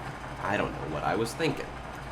But sure, and it's an emotional moment. To fire up the heartbeat requires the sacrifice of 10 human lives. Due to the crude nature of the mutations of the 5 ICBG guys, they believe that they only need to sacrifice themselves, the 5 of them, and that'll qualify. So they make that sacrifice. They are disintegrated, and the device powers up. Max is stunned at having seen these beloved allies just up and off themselves, and has no idea what the weapon does. Chapter 24. As the Needlenose 2 continues to make its way across the country, there's a lot going on in this single plane trip, ain't it? Headmaster makes an appearance before them, riding upon a swarm of locusts which can keep pace with the plane, speaks to Max in her mind. Headmaster breaks into the plane and battles Max, and quickly Keegan turns up riding a swarm of butterflies. Freaking sweet. The parallels there become clear pretty quick, yeah? Headmaster seemingly has the power to nullify Keegan's powers, at least slow her down so Keegan isn't fully omnipotent, able to do anything she pleases. Not quite capable of anything she sets her mind to. Keegan at one point whispers, "Monty?" And they have the first of, I think they fight each other once more, Keegan and Headmaster, and I think I did a pretty good job at depicting a battle, like what looks like a physical battle, but is, of course, purely a battle of wits and speed and imagination, because after all, both combatants are essentially omnipotent. Okay, no, this one's not terribly fancy. They trade a few blows, and Keegan ends it by smashing a snowball in Headmaster's face, leaving him to retreat. The plane crashes, and the aftermath is too chaotic for me to make sense of, but everybody with wings flees, leaving the humans there at the plane crash. I guess assuming they're drawing Headmaster away from the vulnerable humans. I don't know, man. I'm not enjoying this segment for some reason. I might be depressed or less clinically just in a bad mood. I don't know. Shit. Chapter 25, and that fleeing is taking place from the perspective of Max 2. As they flee, she starts getting some flirtation from Sean. I tried to have a thing with Imogen, didn't work out. Now it's Sean scoping her out. As they fly, they puzzle things out. The survivors keep finding them because Headmaster is like Keegan. He can do anything.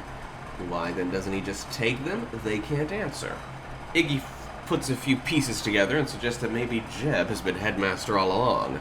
With all the convoluted flip-flopping Jeb pulled back in canon, they consider it a possibility.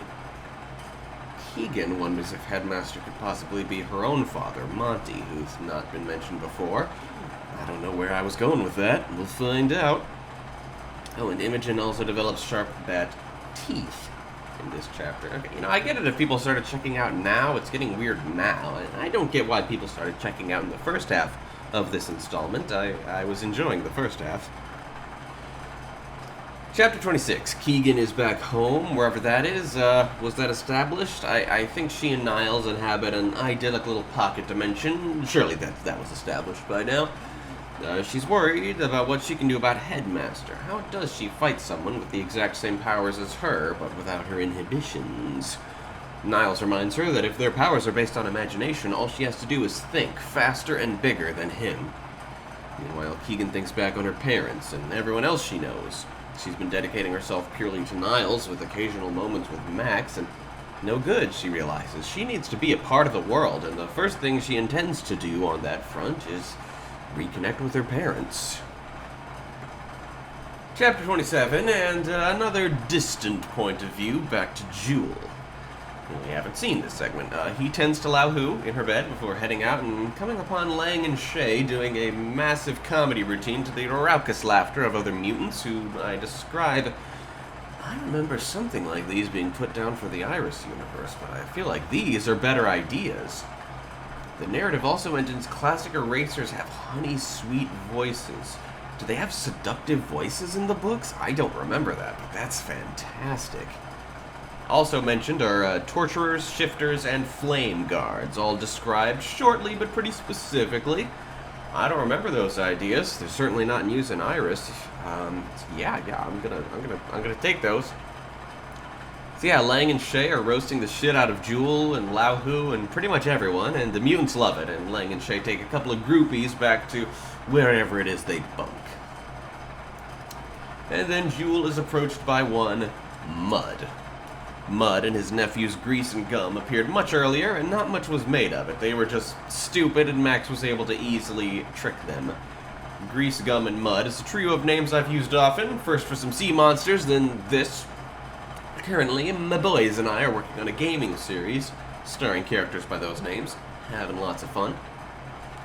Mud tells Jewel that he believes Headmaster has no plan. The real determining factor in this conflict will be his brother, Sand. Formerly mercenary like Grease, Gum, and Mud, Sand and his wife Glue are now in organized crime, as well as members of the Illuminati. And the Illuminati are going to come into conflict with the villainous survivors sometime soon. And that was this quarter of the story, and I got nothing. I was pretty disappointed, but it got better near the end there, so hopefully the last quarter of the story will go better. And for myself, I have no idea what could happen. Let's find the fuck out.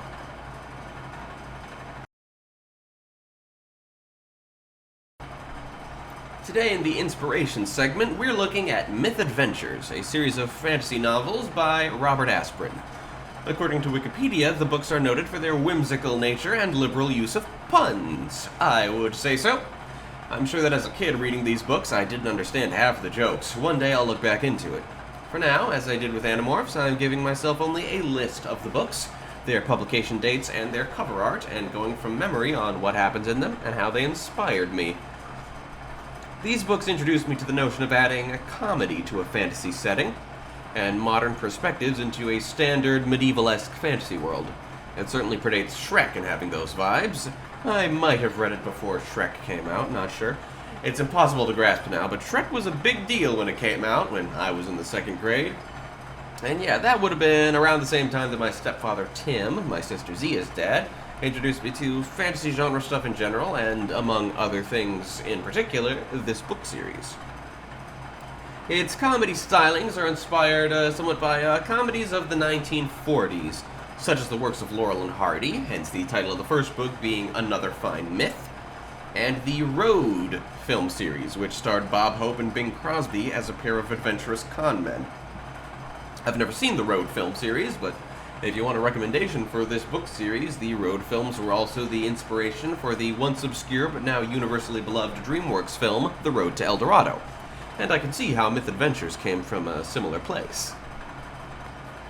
Now, before I properly begin, spoilers. I should start remembering to put these in this segment. Spoiler warnings. I'm talking about everything I remember about these books that's worth mentioning, and I remember plot twists and endings. If what you're hearing starts to appeal to you, consider tuning out. There are a lot of ways the characters unexpectedly wriggle out of trouble, and it's pretty neat.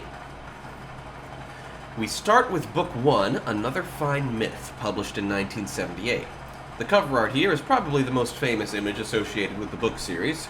Something I've always known about books, especially fantasy books, especially from the 80s and 90s, and this was almost the 80s, this was 78 now. It's still true, still very much a reality, that the author of a book gets no input on what the cover of the book is going to look like, right?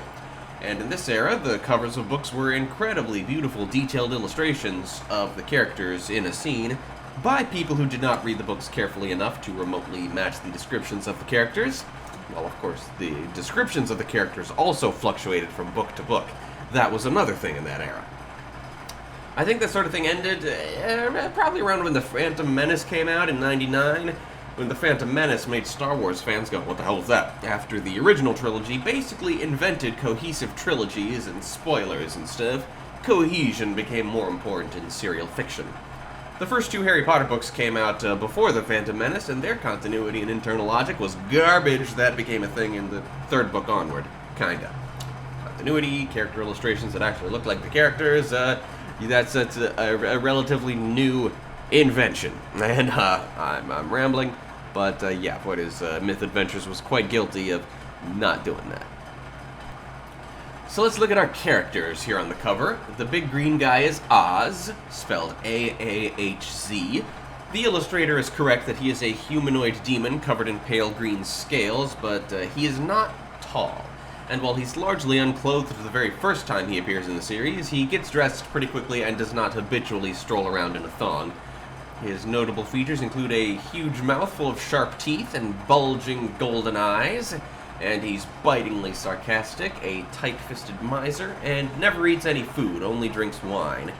He's the mentor figure to our main protagonist, Skeeve, depicted here as just an ordinary peasant boy. I'd say it's a fairly accurate illustration of the guy. He's a young guy, presumably somewhere in his teens as the story begins. It's pretty vague on how much time passes, how much older he gets. He is a very amateur magician. In books around that time period, people who could use magic were called magicians, not wizards or sorcerers or anything like that. And he narrates the books in first person. Not terribly much personality to speak of. The only thing I can think of is something he acknowledges about himself near the beginning of the 8th book, that his usual tactic when having a conversation is to pretend he knows what's going on when he doesn't, and to pretend he doesn't know what's going on when he actually does. I guess basically he always tries to keep people off their game, you know? On the left, the busty woman with the green hair is Tananda, probably the most accurately illustrated character on this cover. It's safe to call her the third main character. She doesn't adventure alongside Oz and Skeeve all the time, but she's usually around, helping them out. In the earliest books, she went by the nickname Tanda, but by the 4th book or so, that nickname disappeared and she went by Tananda exclusively. Apparently, this is because, despite the series' strong focus on wordplay, Robert Asprin didn't actually intend to name the character with a lot of emphasis on her boobs and butt after her boobs and butt. Tits and ass, T and A, Tanda. A very Myth-Adventure style nickname, but apparently only by accident, so by book 4 she was Tananda, and that was also around when Skeeve stopped drooling over her tits and ass, and they developed more of a big sister, little brother relationship. And finally there's Gleep, Skeeve's pet dragon, whom he is forced to buy in the first book after accidentally making the dragon imprint upon him. Gleep is a loyal pet, but seemingly a very stupid and destructive one. So, let's scan my memory for the actual plot of Book 1, shall we? It starts off surprisingly traditional as far as fantasy books of the time, a really great atmospheric beginning. Skeeve is the apprentice of the wizard Garkin, having run away from his farm home at a young age, and now living in Garkin's cottage in the woods, where after 3 years he's still mastering tiny magical tricks like lighting candles and making feathers levitate. Fed up at all these years of menial tasks, Garkin decides to show him what magic is capable of by summoning a demon. Pretty clean start to a medieval fantasy, eh? Oh, and magic is spelled with a K instead of a C for most of the series, for whatever reason. Well, things take a turn for the worst when, just as Garkin is bringing forth the demon, an assassin appears and skewers Garkin with a crossbow bolt. With his dying breath, Garkin incinerates the assassin with his magic ring. Garkin and the assassin having mutually killed each other, Skeeve is left alone with the demon. The demon, of course, turns out to be our secondary protagonist, Oz, who explains to Skeeve that he's actually Garkin's friend. Garkin's stories of terrifying, uncontrollable demons were just to freak Skeeve out and have him respect magic before he's ready to learn things. In this universe, the word demon is short for dimensional traveler. Demons aren't unholy supernatural creatures from the hells, they're just people from other worlds. Devils are actually devils from the planet Diva. Imps are from Imper. And if Skeeve went to another world, he'd be a demon. His home dimension is Claw, and he is a Clod. Oz is a Pervect from the planet Perv. His people have a sinister reputation across the universe, many people derogatorily calling them perverts. There's a prime directive thing going on, just like in Star Trek. Skeeve's world is a medieval fantasy, low fantasy as there's not a ton of magic to be found. But some worlds have much more advanced and commonplace magic, while others have more in the way of technology. Oz finds on the assassin's corpse the calling card of Istvan, a megalomaniacal wizard who was defeated many years ago by a powerful force of magicians, which included Oz and Garkin. Istvan is back to his old schemes, it would appear, and started by taking Garkin off the board. Oz attempts to leave Skeeve behind to pop back home to collect reinforcements who can help him take Istvan down, only to discover to his horror that Garkin's prank had an extra layer to it. Somehow, in summoning Oz, Garkin also stole all of Oz's magical powers. And with Garkin dead, they have no way to figure out how to fix him. Thus it's left to Oz and Skeeve to try to track down Istvan with nothing but Skeeve's minuscule magical powers and whatever medieval-era supplies they could raid from Garkin's cabin. Oz teaches Skeeve a few other tricks. While Garkin taught him nothing but how to make things fly and set things on fire, and only on a very small scale, Oz helps him learn how to do those things bigger, and also teaches him how to detect magic, ward against intruders, and the most valuable skill they use in all their upcoming capers, a disguise spell, an illusion to disguise one person, creature, or object as another. Skeeve learns virtually no additional magic for the entire rest of the series, beyond what he picks up while on the road with Oz in the first half of this book. And with that very small bag of tricks, they manage to accomplish extremely grandiose schemes. On their travels, they run into an oblivious, cloddish demon hunter named Quigley.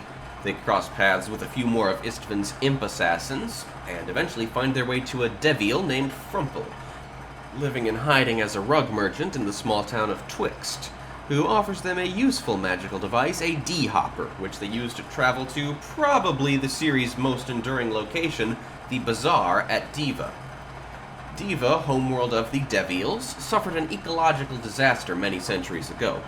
Life isn't sustainable there anymore, but fortunately, the Devils were quintessential world travelers, and by taking resources from other worlds, they've turned the entirety of their home planet into an immense marketplace, where you can get a good deal on just about anything from anywhere. Oz acquires a secret weapon, refusing to tell Skeeve of its nature, leaving Skeeve alone long enough for him to accidentally purchase Gleep and have a chance encounter with Tananda. They return to Claw, accompanied by Gleep and Tananda, to find that Frumple has disappeared, seemingly on his way to sell them out to Istvan. Allying with Quigley, our heroes find their way to Istvan's lair, an old abandoned inn in the middle of nowhere. With distractions in order, Oz unleashes the secret weapon, the same stuff Garkin used on him, joke powder. By casually slipping it into their wine, Oz robs Istvan, Frumple, and the imp assassins of their magical powers. Blaming Frumple for it, Oz offers Istvan the D-hopper so he can go to Diva and get a cure. Tananda and Quigley accompany Istvan so that Quigley may learn more about the wider universe.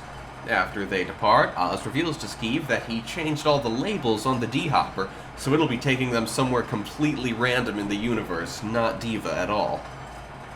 Oz and Skeeve have won the day, and they set up shop in Istvan's inn, where Skeeve officially becomes Oz's apprentice while Oz waits out the century it'll take for Garkin's joke powder to wear off. Book 2, Myth Conceptions, came out 2 years later in 1980. In its cover art, we see Oz, Skeeve, Gleep, and Tananda facing down the armies of the Empire. The book picks up a year after the first one ended, the only time there's a significant time gap between books, if I'm not mistaken. Oz and Skeeve have been keeping to themselves at the inn, scaring travelers away by using illusion to appear incredibly squalid and disturbing, with no company but for Gleep and Buttercup, Quigley's unicorn, who was left behind. Buttercup never really gets to do much in the way of pet stuff compared to Gleep. One day, they're approached by someone searching for Skeeve the Magician. The Kingdom of Posseltum is seeking applicants to become the Royal Court Magician. Oz figures this will be an incredibly cushy job, getting paid to do nothing but hang around and be a mysterious wizard guy. So they set off to Posseltum, and Oz talks Skeeve through a truly awesome routine, using his limited powers but amazing showmanship to make a good show at the tryout. Skeeve's illusions and levitating of weapons get him the job, beating out a number of other scammers and some genuine wizards who can do stuff like weather manipulation, or have too large a retinue for the kingdom's chancellor to approve. As it turns out, there's a reason that Posseltum is suddenly in need of a court magician. The armies of a power known only as the Empire are massing at Posseltum's northern border. Memorably, the army's front line is in fact longer than the kingdom's border. Posseltum's army obviously has no chance, so they're resorting to magic. And convinced that Skeeve is an incredible wizard, they're sending him out to prove himself against the army alone, refusing to give him any resources up front beyond a measly 5 gold pieces. Oz, Skeeve, and Gleep scope out the army, where they run into Tananda. Having escaped from wherever they stranded Istvan, she's the one who recommended Skeeve the Magician to the guys at Posseltum, and she's up for bringing them to the bazaar to collect the supplies they need to at least intimidate the Empire's army into submission. With their limited supplies, they don't have much to offer. Some brightly colored smoke powder to make their magic look more flashy, a one-way invisibility sheet, and a small handful of allies, including Brockhurst, one of Istvan's imp assassins. Though not especially useful, Skeeve feels guilty for having bankrupted him last time and offers him the job. Gus, a gargoyle who runs the establishment of the Yellow Crescent Inn, an extremely clever McDonald's parody. Gus is the only one of these allies to remain a recurring character after this book, and his establishment is where Skeeve tends to hang out, though he never does become willing to try the food. Also recruit Ajax, an elderly archer from the planet Archia. Old and worn he may be, but he's still a better shot with a bow than the best archer from any other dimension. And a tiny blue gremlin. For unknown reasons, the gremlin has been stalking Ajax for years, and for reasons that are his own, the gremlin never directly interacts with Skeeve. He has no on-page dialogue, and remains elusive enough that Oz spends most of the book convinced that this extra ally everyone's talking about doesn't even exist. But at least he communicates with Brockhurst and Gus off-screen, and does his gremlin thing to help disrupt the Empire's attacks. With this tiny force and a whole lot of trickery, they have a few skirmishes with the army, eventually winning the day by taking the life of a particularly vicious commander known only as the Brute. It is here they catch the attention of the army's leader, Big Julie. Big Julie calls them into a meeting and explains that the Empire is in debt to some mafia loan sharks. Yes, apparently Claw has a mafia, and it's strikingly modern considering how medieval the rest of the world is, which is probably why it's so powerful. In so much debt that apparently all they could do to repay them is to amass the largest army in history and conquer the world. Pay the mafia back in land. All the land. With this explained, and all of Skeeve's forces now in the army's midst, Big Julie intends to just have them all killed and conquer Posseltum with no resistance. But Oz has a better idea. What if the Empire's entire army were to just disappear? I was still a kid when I read these, so if the logic of what I explained seems unsound at times, I'm probably not remembering things exactly right, but basically, yeah. As far as the world of Claw knows, Skeeve the Magnificent made the Empire's army disappear, thus expanding the borders of Posseltum immensely. What really happens, of course, as Oz and Skeeve later explain to Posseltum's general and chancellor, is that all of Big Julie's soldiers have retired from military work and are just taking on regular jobs in the lands the Empire conquered, land that now belongs to Posseltum.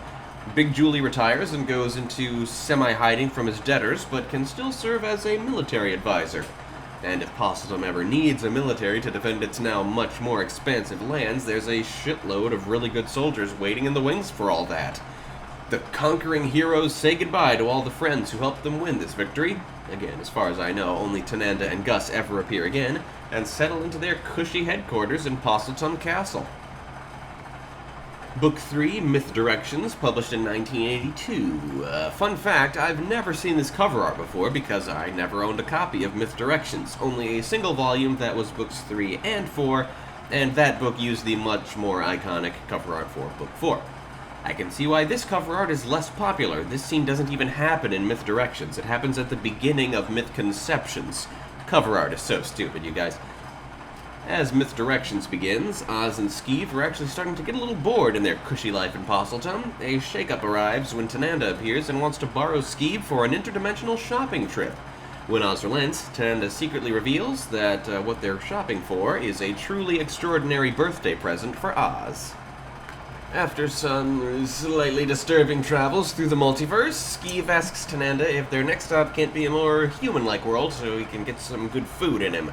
So she takes him to a world called Jock, spelled J-A-H-K. A primitive medieval world just like Claw. The inhabitants, also called jocks, are all rather short, pale, and out of shape in one way or another. See, it's funny because they're called jocks, but they're all nerds, and that becomes ironic later, in fact. Anyway, they arrive on Jock in the midst of a grand celebration. Jock has two capital cities, Vegas and Tahoe, and every year they hold a sporting event called the Big Game. The city that wins the big game gets to be the capital city for the rest of the year, and I assume set all the policies and stuff. The winning city also gets to hold the trophy, a repulsive golden statue of a hideously deformed toad. And Tananda decides that's what she's been after, something truly unique to be Oz's gift. Attempts late that night to steal the trophy from the museum gets Tananda captured. She orders Skeeve to head back to Claw using the D-Hopper, and he and Oz have to travel back to Jock with intent to liberate both Tananda and the trophy. I forget how that goes, but they do get to meet the two court magicians of the two capitals. One is their old friend Quigley, having escaped Istvan alongside Tananda long ago and now learning the ways of magic. The other is Masha, a morbidly obese woman who never learned how to use magic herself, but is decked out in hundreds of pieces of magical jewelry, which allow her to accomplish many magical feats. They successfully bring the trophy back to Posselton, but fail to free Tananda. Oz is enraged that they went to all that trouble for the hideous sculpture and wants to just trade it for Tananda until Skeeve spills that it's for his birthday, at which point Oz formulates a plan that'll let them save Tananda and keep his birthday present. They return to Jock, where they challenge both of the ruling cities to a three-way match of the Big Game. If their team, the Demons, wins, they keep Tananda and the trophy. The representatives agree to spend a month planning for this match. They're strangely confident even after seeing Oz's true form, and so our heroes need to spend a month learning how to play the Big Game. They head to Diva to consult Gus. At Gus's establishment, they also recruit Chumley, Tananda's older brother, a giant troll who goes by the public persona of Big Crunch. Because when people hire a troll, they expect a big dumb brute, rather than the erudite gentleman Chumley actually is, what? Why is Tananda a hot babe and her brother is a troll? Well, as it transpires, they're from a world called Trollia, where the men are trolls and the women are trollops. Cute. They learn the rules of the Big Game from a devial called the Geek, who recurs throughout later adventures in Diva. Heading back to Claw, they spend the rest of the month training. Chumley and Gus are the power forwards, Skeeve is the rider, mounted on the back of Gleep, and they bring on Posselton's General Badaxe, as their goalie. I forget what position Oz plays. I want to look up the rules of the Big Game, because I think that would be fun to reference somewhere. Heading back to Jock, they find they're a bit unprepared. For starters, a real Big Game team brings along a lot more than 5 players just in case someone is injured or killed on the field, which happens a lot. Not only do players often kill each other, but a player who commits a foul gets shot down by the crossbowmen that surround the field. Furthermore, as it turns out, Jock culture has revolved around the Big Game for so long that they basically consist of 2 subspecies. The tiny and out-of-shape ones they're familiar with are the civilians. Those who play in the Big Game are huge, hulking brutes. So, basically actual jocks. So yeah, the demons are more disadvantaged than they thought, but still, they are a band of demons and dragons, and soon the 3-way game is in a 3-way tie. Without much time left on the clock, Oz gets knocked unconscious. To stay in the game, they bring in Tananda as their 5th player, but have to surrender the unconscious Oz to Quigley so that Quigley can keep his leverage. They come up with a quick game plan, leaving the goal unattended so that they can score enough points to legitimately win, while also popping back to Claw with Oz and the trophy in hand, just in case someone tries to betray them. Oz reveals he was faking unconsciousness in the hopes that the others would just take Tananda and run, but this is even better, Everyone got out okay, and the book ends on a rockin' birthday party for Oz. Book 4, Hit or Myth, published in 1983, is the first book in the series that I read, and I don't know anything about the fandom of the series, but I kind of get the vibe it's the second most famous installment after the first book. Its cover art serves to represent the series almost as much as the first. It depicts a scene early in the book in which Skeeve heads down to the Postleton stables to vent to Gleep and Buttercup about his problems.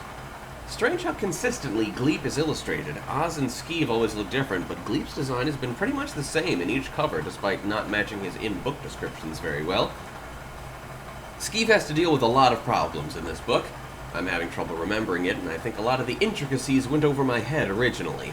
As a kid, I figure I not only missed a lot of the jokes, but the elaborate cons and scams in the stories were probably too much for me to grasp as well. Hit or Myth opens with Oz's nephew Rupert appearing before Skeeve. He declares his intention to take Oz back to Perv, for the family has been losing money since Oz disappeared. Threatening to kill Skeeve if he interferes, Rupert spins a lie about Oz's brother suffering a terminal illness, and the two pop off to Perv, leaving Skeeve certain that he's lost Oz forever. A moment later, King Roderick of Postleton comes to visit Skeeve for the first time and has a request for him. Roderick wants Skeeve to impersonate him so that he, the king, can take a little vacation. And also Masha turns up, having resigned from her court magician job and wanting Skeeve to teach her real magic. I forget how Masha fits into this early portion of the story, or what convinces Skeeve to actually impersonate King Roderick rather than just take off, but anyway, things get complicated. Quite apart from Skeeve's attempts at doing the king's job going poorly at times because the citizens of Postleton are morons, he learns that Roderick is betrothed to Queen Hemlock of the Mountain Kingdom of Impasse. Hemlock has a reputation for being power-hungry and probably a murderer, which explains why Roderick suddenly felt the need to take a vacation. Easily deducing that Roderick has no intention of returning, Skeeve sends Masha out to find him. But in the meantime, he has to deal with the arrival of Hemlock, who is an intimidating and cunning manipulator, especially hard for young Skeeve to deal with due to the fact that she tends to wear very filmy clothing, or no clothing at all if she can get away with it, allegedly because she can't handle Postleton's hot climate. Hemlock quickly figures out that Skeeve isn't really Roderick, and that works for her. Being married to a fake Roderick will make her own climb to power all that much easier. Oh, and representatives of the mob turn up looking for Big Julie and his army. It was foolish to assume they wouldn't turn up eventually. They are represented by a fast-talking bureaucrat aptly named Shyster, accompanied by hulking bodyguards Guido and Nunzio, and eventually Shyster summons forth Don Bruce, the mob's fairy godfather. That's probably my favorite joke in the series. The Mafia Don is the fairy godfather. That's good. So let's see. The motivations and sequence of events do escape me here, but what eventually happens is that Skeeve takes Shyster and Don Bruce to Diva, perhaps intending to offer them compensation for making the Empire disappear. While at the bazaar, Skeeve also heads to the Yellow Crescent Inn and connects with Chumley and Tananda to help him with his current predicaments. Returning to Postleton, he finds that Masha has successfully recaptured Roderick. Thus, the wedding between Roderick and Hemlock is underway. Once they're married, Skeeve reveals himself to Hemlock. She has, in fact, married the real Roderick, and he furthermore reveals to them both that their wedding rings are rings he purchased at the bazaar, which, once placed on someone's finger, fit perfectly and can never be removed, which is perfectly true, and also that he has enchanted them so that if one of them dies, both of them die, which is a flat-out lie, but he's sure Hemlock doesn't know enough about magic to confirm this. And this hopefully should prevent Hemlock from doing anything rash to her husband. With that, Skeeve resigns from his position as court magician of Postleton. As Skeeve's friends help him pack up, Oz returns. Oz always knew Rupert was bluffing and intended to return as soon as he could escape from his family, but is deeply impressed at how well Skeeve has handled the situation without him. Embarking on a new chapter in their lives, the crew heads to the bazaar, where they find that the mafia guys Skeeve left there have been doing, mafia stuff. Protection rackets, gambling on rigged sporting events, and so on. The authorities at the bazaar ask Skeeve to do something about this problem. Using his disguise skills, Skeeve and his friends muck up the mob's operation, damaging the stores the mob has promised to protect, using magic to cheat at the sporting events so the mob loses money, and then, shockingly, The mob comes to Skeeve to ask him to stop whoever is messing with their operation, giving him Guido and Nunzio to be his own personal bodyguards. And so, both the Bazaar and the mob are now at Skeeve's mercy, both of them paying him to protect them from each other and from himself. With both of these sponsors behind him, Skeeve comes into possession of his own property at the Bazaar, a humble merchant tent which, on the inside, is a grandiose castle. Oz praises Skeeve for his resourcefulness and declares that he is no longer Skeeve's mentor and master. The two of them are partners from this point on.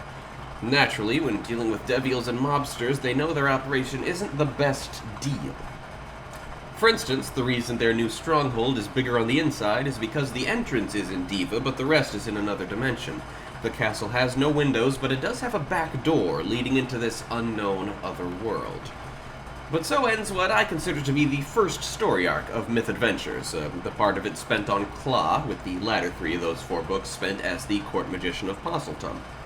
The next 3 books serve as the second story arc, where they run a business at the Bazaar, and I believe the final story arc, the last 4 books chronologically, consists of a battle against Queen Hemlock?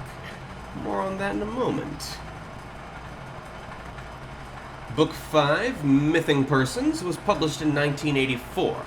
I've never seen the cover art of any of the books in the Bazaar story arc, as I read them in a 3-book collection called Myth Alliances, which confusingly would later be the title of the 13th Myth Adventures novel. There are only so many myth puns in the world, you know? Is this really the official cover art of Mything Persons? It's so generic, it's just Skeeve, Oz, and Gleep strolling through the Bazaar. Gleep isn't even in this book, and they spend very little of it at the Bazaar.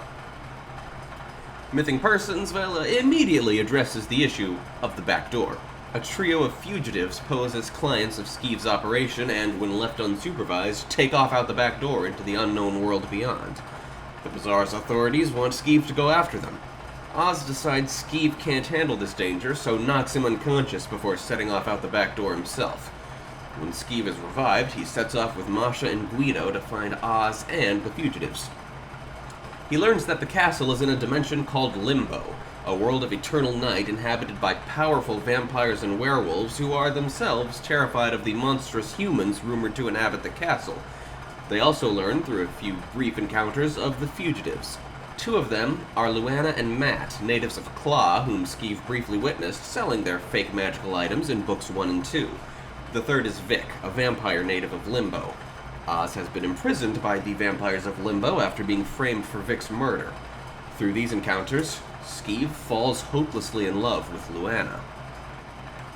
Navigating the vampire city, they bust Oz out of the prison. This is an iconic scene. I first spoke of Myth Adventures on the podcast briefly when I ripped off this scene in my Maximum Ride fanfic.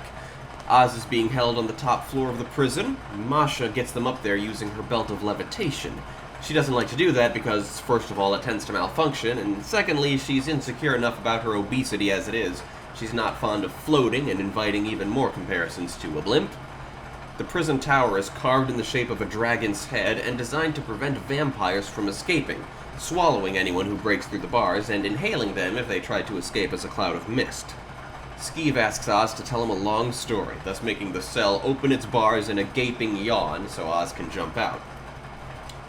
With the band back together and in hiding on Limbo, the next thing they gotta do is expose that Vic is still alive, and thus that Oz did not murder him. They apprehend Vic, Matt, and Luana and bring them back to the Bazaar. While they're not fond of Matt, they protect the trio from the Bazaar's authorities, allowing Skeeve to pursue his relationship with Luana, and Vic, whom Skeeve has come to respect, to work for them part-time. I just played back some of the audio, in the recording it sure sounds like I'm saying Steve. The main character's name is not Steve, it's Skeeve, with a K. I haven't done the podcast in a while. I'm slurping down my tea with honey, but it's been a while. I gotta get used to this. Anyway, Book 6, Little Myth Marker, was published in 1985. The cover art depicts its first scene, so might as well jump right into it. As the book opens, Skeeve has joined the geek in a game of Dragon Poker. Dragon Poker is one element of this series which managed to develop a nerd fandom well outside the context of the Myth Adventures fan base itself. Dragon Poker is a complex variant of Texas Hold'em poker. Apart from being a complex gambling game in its own right, There are also an assload of situational modifiers. For instance, when Skeeve shows his hand, one of the other players notes that unicorns are wild cards because it's Tuesday. The direction various players are facing, how many hands have been played, the weather, all sorts of things like that play a part in just how valuable everyone's cards are. Skeeve doesn't even understand the regular rules, much less the situational modifiers, but he's just there to kick back and relax, and places his bets based on how confident all the other players look. But, of course, Skeeve's usual knack for con artistry and ridiculous luck result in him ultimately winning the entire pot, which happens to include a 9-year-old human girl named Marky, who's been through this situation enough times at the bazaar that she immediately adapts to Skeeve being her new daddy. Marky isn't the only young woman to come into Skeeve's life. Guido and Nunzio come back from a meeting with Don Bruce accompanied by Bunny, a busty bimbo whom the Don hopes will be Skeeve's gun moll and eventual trophy wife, increasing the Don's own influence, as Bunny is secretly his own niece.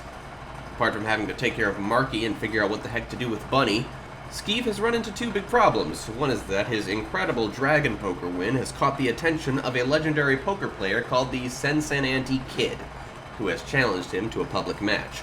With his reputation and 500,000 gold pieces on the line, Skeeve has to look sharp for some upcoming public appearances and actually learn how to play dragon poker in short order. The other issue is that Skeeve learns he's been targeted by someone called the Axe, a legendary character assassin. Now, with this series' propensity for wordplay and such, this book in particular seeming to have a fondness for them, I don't recall if the Axe being a so-called character assassin means they're actually going to assassinate Skeeve or just ruin his reputation, but either way, Skeeve finds his support system crumbling around him. Bunny's usual behavior leads Luana to believe Skeeve is sleeping with her, and she vanishes, as far as I know, never to be seen again. Masha notices how good Marky is at magic at her tender age and decides there's no point in her trying to learn, packing up and leaving. I forget why Tananda leaves, but it's really emotional. With a lot of these issues revolving around Bunny's sluttiness and obnoxiousness, Skeeve starts to suspect that Bunny herself might actually be the Axe. His attempts to investigate Bunny lead him to discover that she is in fact a lot smarter than she acts. She keeps up the trophy wife routine because that's her job, but what she really wants is to be an accountant. Skeeve gives her an accountant job accordingly, and Bunny's fashion sense ends up being vital for Skeeve looking cool for his match with the Kid. The high-stakes poker game commences, and Skeeve has no way to get out with his reputation intact, so what does he do? He bets everything without even looking at his cards, thus rendering his skill and his opponent's irrelevant. He has a 50-50 shot at winning, and he wins. 500,000 richer and even more respectable for his cheek and moxie, he comes back home and reveals that he's figured out who the Axe really is. It's Marky. Not really a little girl, but in fact a Cupid from the planet Cupid. Marky uses her appearance as a sweet and innocent little girl to manipulate people. Marky surrenders, and I don't remember why Skeeve comes to this conclusion, but the decision Skeeve makes here is to turn their operation into a proper corporation, expanding the magical services they provide deeper into the bazaar and beyond. Book 7, Myth Inc. Link, came out in 1986 and is a rather weird and dull installment in the series, in my opinion. The most interesting thing about it is that it opens with a massive author's note from Aspirin himself, discussing the history of the series and the direction it's going. Namely, that future books will be pulling away from Skeeve's first-person perspective and be narrated by assorted other characters. Ordinary Skeeve-narrated books will have the usual myth pun titles, while those bearing a Myth Inc. themed title will feature multiple narrators. And this book seemingly bridges the two halves of the series, hence Myth Inc. Link. Another noteworthy thing Aspirin discusses in his long yarn he spins before the book proper, he calls attention to the fact that every chapter in every Myth Adventures book opens with a fake quote from a famous person or character. He noted that his first thought was that many serious books open every chapter with significant epigraphs, so he figured why not. And he states wryly he quickly learned why not. It becomes friggin' hard to come up with those for every single chapter in the series, and having set the precedent, he can't just quit doing it. The quotes are pretty funny. Not a lot of them are especially memorable, but I'm sure if I think back I can think of more. Best example I can think of right now is in Myth Conceptions, One chapter opens with, "Misconceptions are the major cause of wars," and that quote is attributed to Adolf Hitler. And yeah, I learned that he spoke the truth when I started beginning every chapter of Whirlwind with an epigraph from some in-universe historical figure, and it became friggin' hard, friggin' fast. I do want to commit to it, though. Against Aspirin's advice, yeah, I mean, I know it'll be hard, but it'll be worth it. Anywho, Myth Link is odd. It's a plotless and meandering fare, which just introduces the concept of Myth Inc. As Skeeve explains, Myth stands for Magical Young Troubleshooting Heroes. Oz's idea, I believe. The book is only 6 chapters long.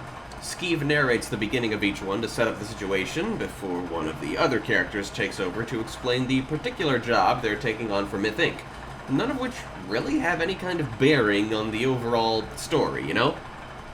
And so we get 5 of these pointless mini-stories. In the first, Guido goes undercover at a joke factory and has a miserable experience working the assembly line packaging fake poop. I forget what ultimately becomes of it. Guido's style of storytelling has a tendency to ramble.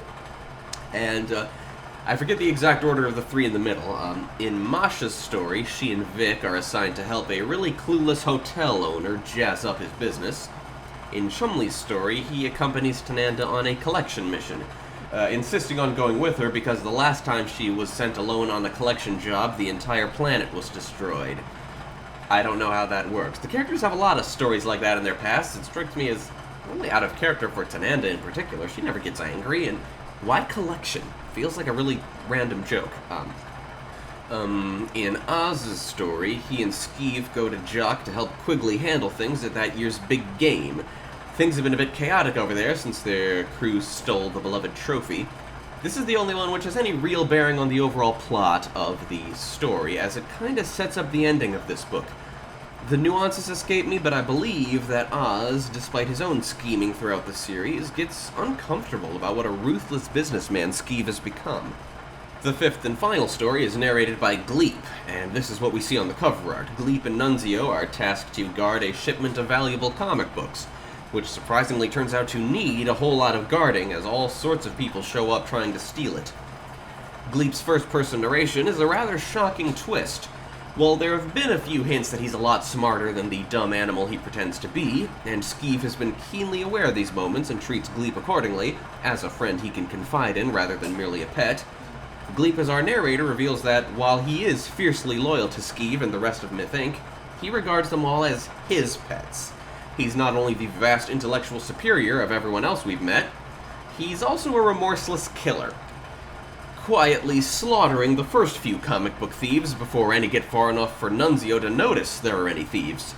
Once Nunzio starts being aware that their cargo is being targeted by tons of people, he brings in Skeeve, who, I don't remember what precisely they learn about the nature of the comic books, but Skeeve ultimately decides to just have Gleep destroy the whole shipment, burn it to ash. In the final chapter, Skeeve gathers together the whole company. As usual, they've got 2 problems. It seems to be a thing in these books. One is that Oz has resigned. Skeeve feels terrible for having driven his partner away and intends to go to Perv to bring him back, and intends to do so alone as he needs everyone else on another task. Queen Hemlock has sent him her own severed finger with the magic ring still attached. Taking this as a challenge, he needs the rest of Myth Inc. to head back to Claw to see what can be done about her. And thus begins the Myth Inc. storyline, as Skeeve separates from the rest of the crew.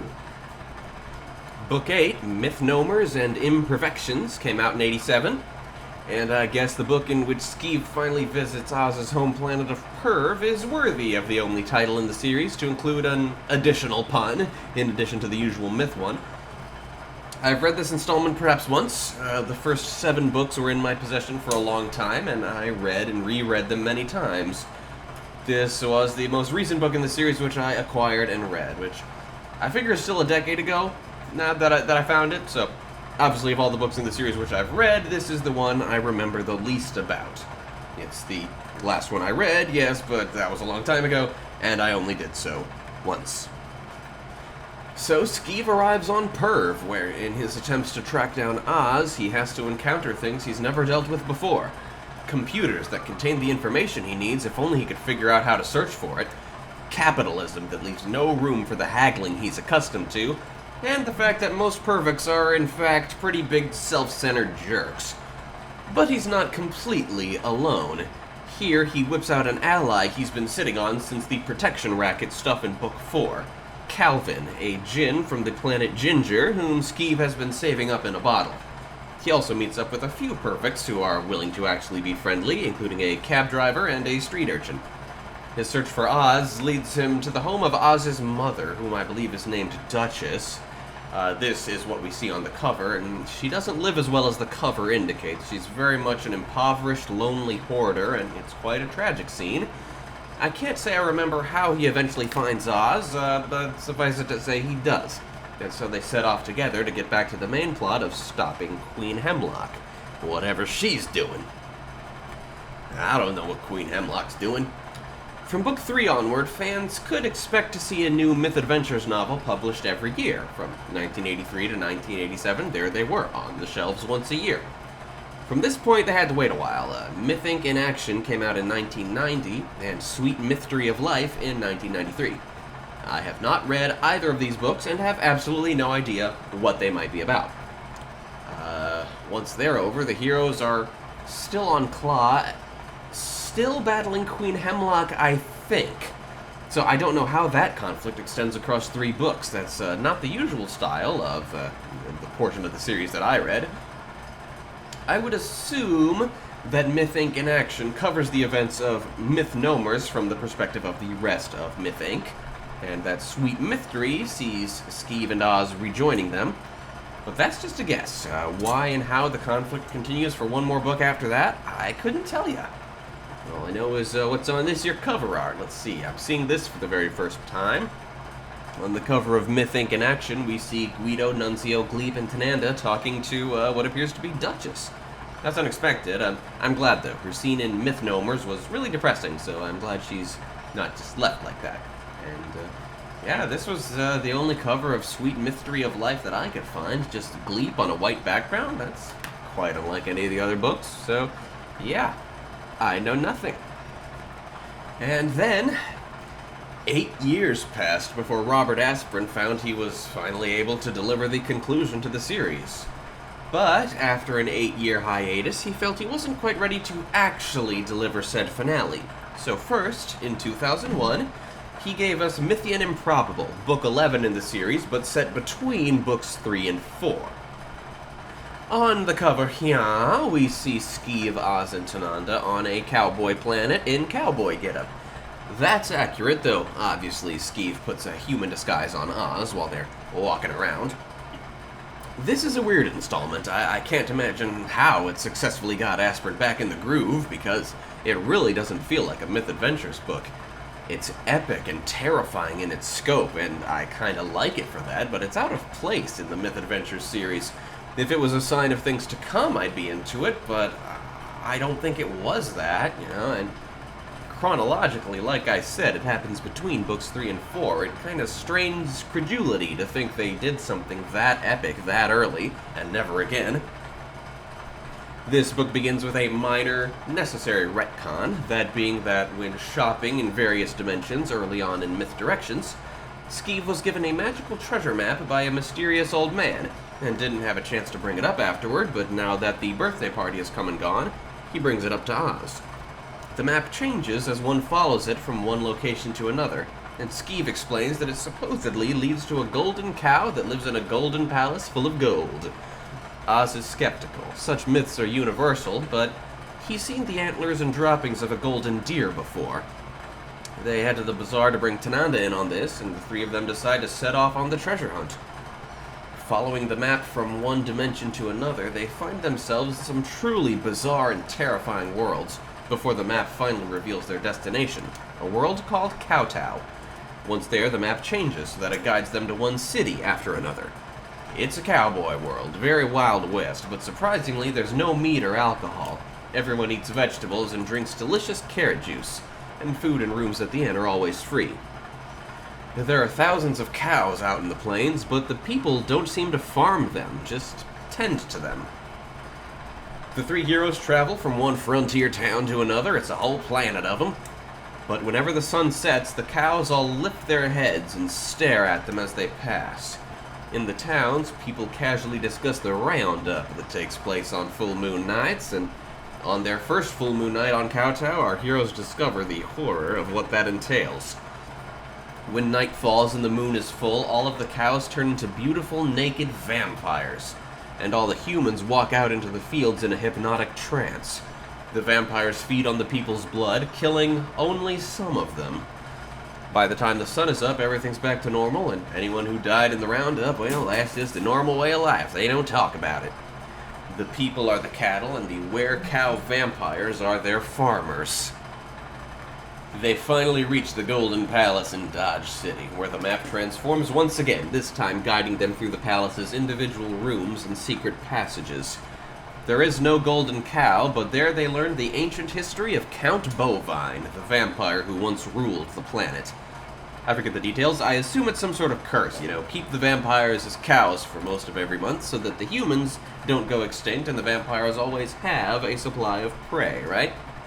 And there's a big offer of treasure if they can, there's this gigantic pool of magic.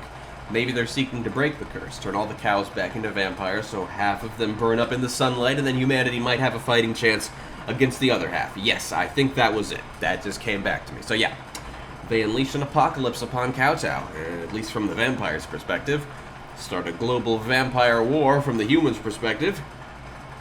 And with what they learned from Count Bovine and from another assistant they've had along the way, whom I haven't found worth mentioning, well, they do get some treasure out of this hunt, and they have to swear to never speak of this again, not even amongst themselves, thus explaining why this adventure that happened right after Book 3 never came up in conversation in Books 4 through 10. That was a really cheap detail to tack onto the end, and like I said, this book's elements of horror, sometimes to apocalyptic levels, and epic, world-shaking adventure and discovery. Apart from the chief vampire being named Count Bovine, it all seemed really out of character for Myth Adventures, especially when retroactively fitting it into the continuity of the original Posseltum story arc. I have mixed feelings. I'm just not sure what to make of it as an installment in the series. If it were a standalone book, I'd like it a whole lot more, but it still has problems, even as a standalone, you know? Finally, in 2002, Aspirin put out the series finale, Something Myth Inc. I did own this book. I came into possession of it before I ever read Mythian Improbable or Mythnomers. On the cover here, we see Skeeve tending to Gleep as Guido and Nunzio carry him on a gurney. Well, that gives me the vibe of a more important plot element than we usually see on these book covers, but maybe not. You never know. It might be a throwaway moment. Because yes, I owned this book. It's probably still around somewhere, but I have not read it. I went into it assuming it would be, some sort of final battle against Queen Hemlock, but I only ever finished reading the first chapter of it, maybe two, because I could not understand what was happening in the slightest. Even with the index of all important characters and plot elements in the series, which Aspirin provided in the back of the book for those fans who'd been waiting 9 years, I couldn't make sense of the information that was being given in the story, or even who was talking. Even though I read a lot of the previous books out of order and got them okay, I guess one really has to read Myth Inc. in Action and Sweet Mystery of Life to have any idea what's happening here. At the very least, maybe Myth Inc. in Action would help me grasp the narrative voices of the various characters, because I'm pretty sure the perspective changes multiple times in that first chapter alone, and there's just no indication of who's telling us the story. I mean, maybe it's kind of fanficky to tell your readers who's narrating every time the perspective changes, but you know what? It's pretty fanficky to have multiple first-person narrators in the first place. Just have some clarity. What I did read was that index at the back of the book, which was helpful and amusing. The only new information found within it, as far as I can recall, so the only elements introduced in the two books I haven't read, which still hold relevance in the finale, are several characters who are called the Bug Squad, or something like that. Spider, Junebug, and the Fly Brothers, High and Shoe. I can't believe I remember their names. I think they're old friends of Guido's, and, the book opens with Guido, I think it's Guido narrating, explaining all the members of Myth Inc. to Spider by way of introducing them to the reader. That part of the beginning of the book I understood, but I quickly got lost as hell after that. And there's another thing there at the end of the book that I managed to understand. A short story. I think it was called Myth Inc. Instructions, but I could be wrong. It might not have been that on the nose. Just a little vignette narrated by Oz about a little mini-caper at the wedding of Masha and General Badaxe, who have been sweet on each other since they met in Book 3. That short story was co-written by one Jody Lynn Nye. And it was with the help of Jody Lynn Nye that the series continued beyond this apparent ending. From 2003 to 2008, Aspirin and Nye co-wrote and released a whole collection of such short stories, Myth-Told Tales, followed by an additional 6 Myth Adventures novels: Myth Alliances, Myth Taken Identity, Class Dismythed, Myth Gotten Gains, Mythjiff, and Myth Fortunes. I've never so much as seen any of these books. I have no idea where the series goes following its planned ending. I mean, for that matter, I have no idea how it ended in the first place. Like I said, I never got through something Myth Inc. Robert Aspirin died in 2008, and according to Jody, they had big plans for continuing. Jody signed a 2-book contract with the publishers following Aspirin's death and released 2 additional novels, Myth Quoted in 2013, and in 2016, the 20th novel in the series, Mythfits. If she has the opportunity or inclination to continue, I know nothing one way or the other. So look at this cover art. It's certainly still in the same spirit as all the older books, but being released in the 21st century, maybe they're more plot accurate than the old ones. Maybe not. Gleep is still pretty small and has the exact same design as on all the previous covers, but let's see. Myth Told Tales, we've got Gleep and some nobodies at a soda shop. Myth Alliances, Skeeve and Gleep are glaring at this werewolf-looking fella. I don't know. Myth Taken Identity, I don't know who these 2 perfect characters are supposed to be, but these other 2 look like genies, so maybe it's a return of Calvin. Class Dismythed, is Oz teaching a bunch of perfect girls? I thought perfect women were really tall, taller than Oz. Myth Gotten Gains, what's this? Oz with a Gorgon and a cat waiter and some bird lady, and Mythjiff, Skeeve's playing a bit of pin the tail on the dragon. Myth Fortunes, there's some sort of labor union stuff going on in this Egyptian-style setting. And post-Aspirin, on Myth Quoted, there's some sort of big voter rally of some sort, and on Mythfits, it's just Gleep with the goblet, so not informative, these book covers, but in places, intriguing. You can tell by these covers that they really want to hype up Gleep. Throughout the whole series, he's on nearly every cover. Let me tell you, Gleep ain't all that. I love him, mind you, but he ain't that important. So that was Myth Adventures, as far as I'm capable of remembering. I mean, obviously I did leave out a few things I remember. I wouldn't tell you everything, but yeah, it earned its place on my list of inspirations with its very interesting blend of fantasy, comedy, and multiversal travel.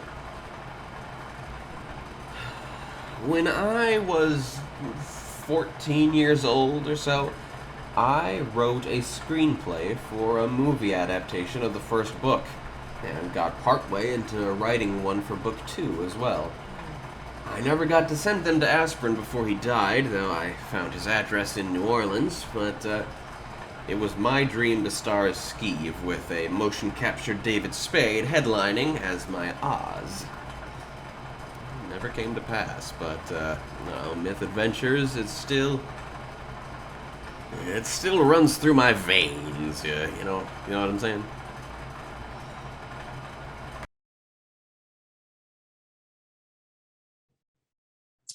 So there we go. First thing I'm gonna do once this is all over is get a haircut. I've been keeping all this for continuity purposes until I finish this episode. Time for new beginning is gonna cut it way down, like all the way. I don't know, because I've always liked having a bit of fluff, but it's really getting in the way these days. So clean slate, fresh start would be the way to go there. These new beginnings can include the podcast being a regular thing. How long I've been saying that, huh? I'm gonna shoot for 2 months? Come on. It can be done. I tried to buffer the team segment, because I recorded this team segment and the previous one back in March. Maybe if I buffer the other segments instead. It's just a thought. I don't know. Nothing I do works. I try to find momentum, but it just I can't do anything.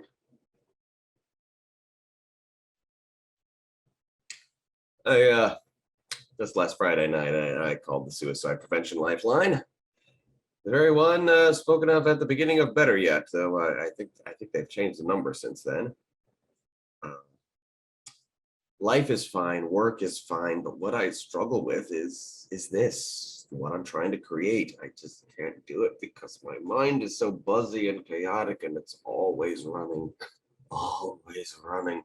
So that's what I mean by a week off. Just maybe if I stop trying, I'll be able to think again. TAPAS Tumblr coming up, or no, not coming up, not immediately. Taking a week off from TAPAS. Yes. Jesus, that's going to be hard. I shouldn't be upset. I've got another podcast out, right? In a way, I'm always moving forward, though it often just doesn't feel much like it. So what's coming up in the next episode of this podcast? Well, there's the there's finishing up the fifth installment of my Maximum Ride fanfic. In inspirations, we'll be looking over the Infinity Engine games. I mean, those got this channel started, in addition to being a big part of my childhood. I'll revisit podcast number 5, in which, among other things, I covered Bambi. And just booked it. Our guest in the Team Salmon segment will be Mason Ellison. We'll be commemorating the first anniversary of our first big project, Mason's Own. Better Yet. Yeah, and talking about what else he's doing and what's in store for him. Peace, everyone. Tapas and Stuff Productions is brought to you by our supporters on Patreon, including Knight Sadie Allen.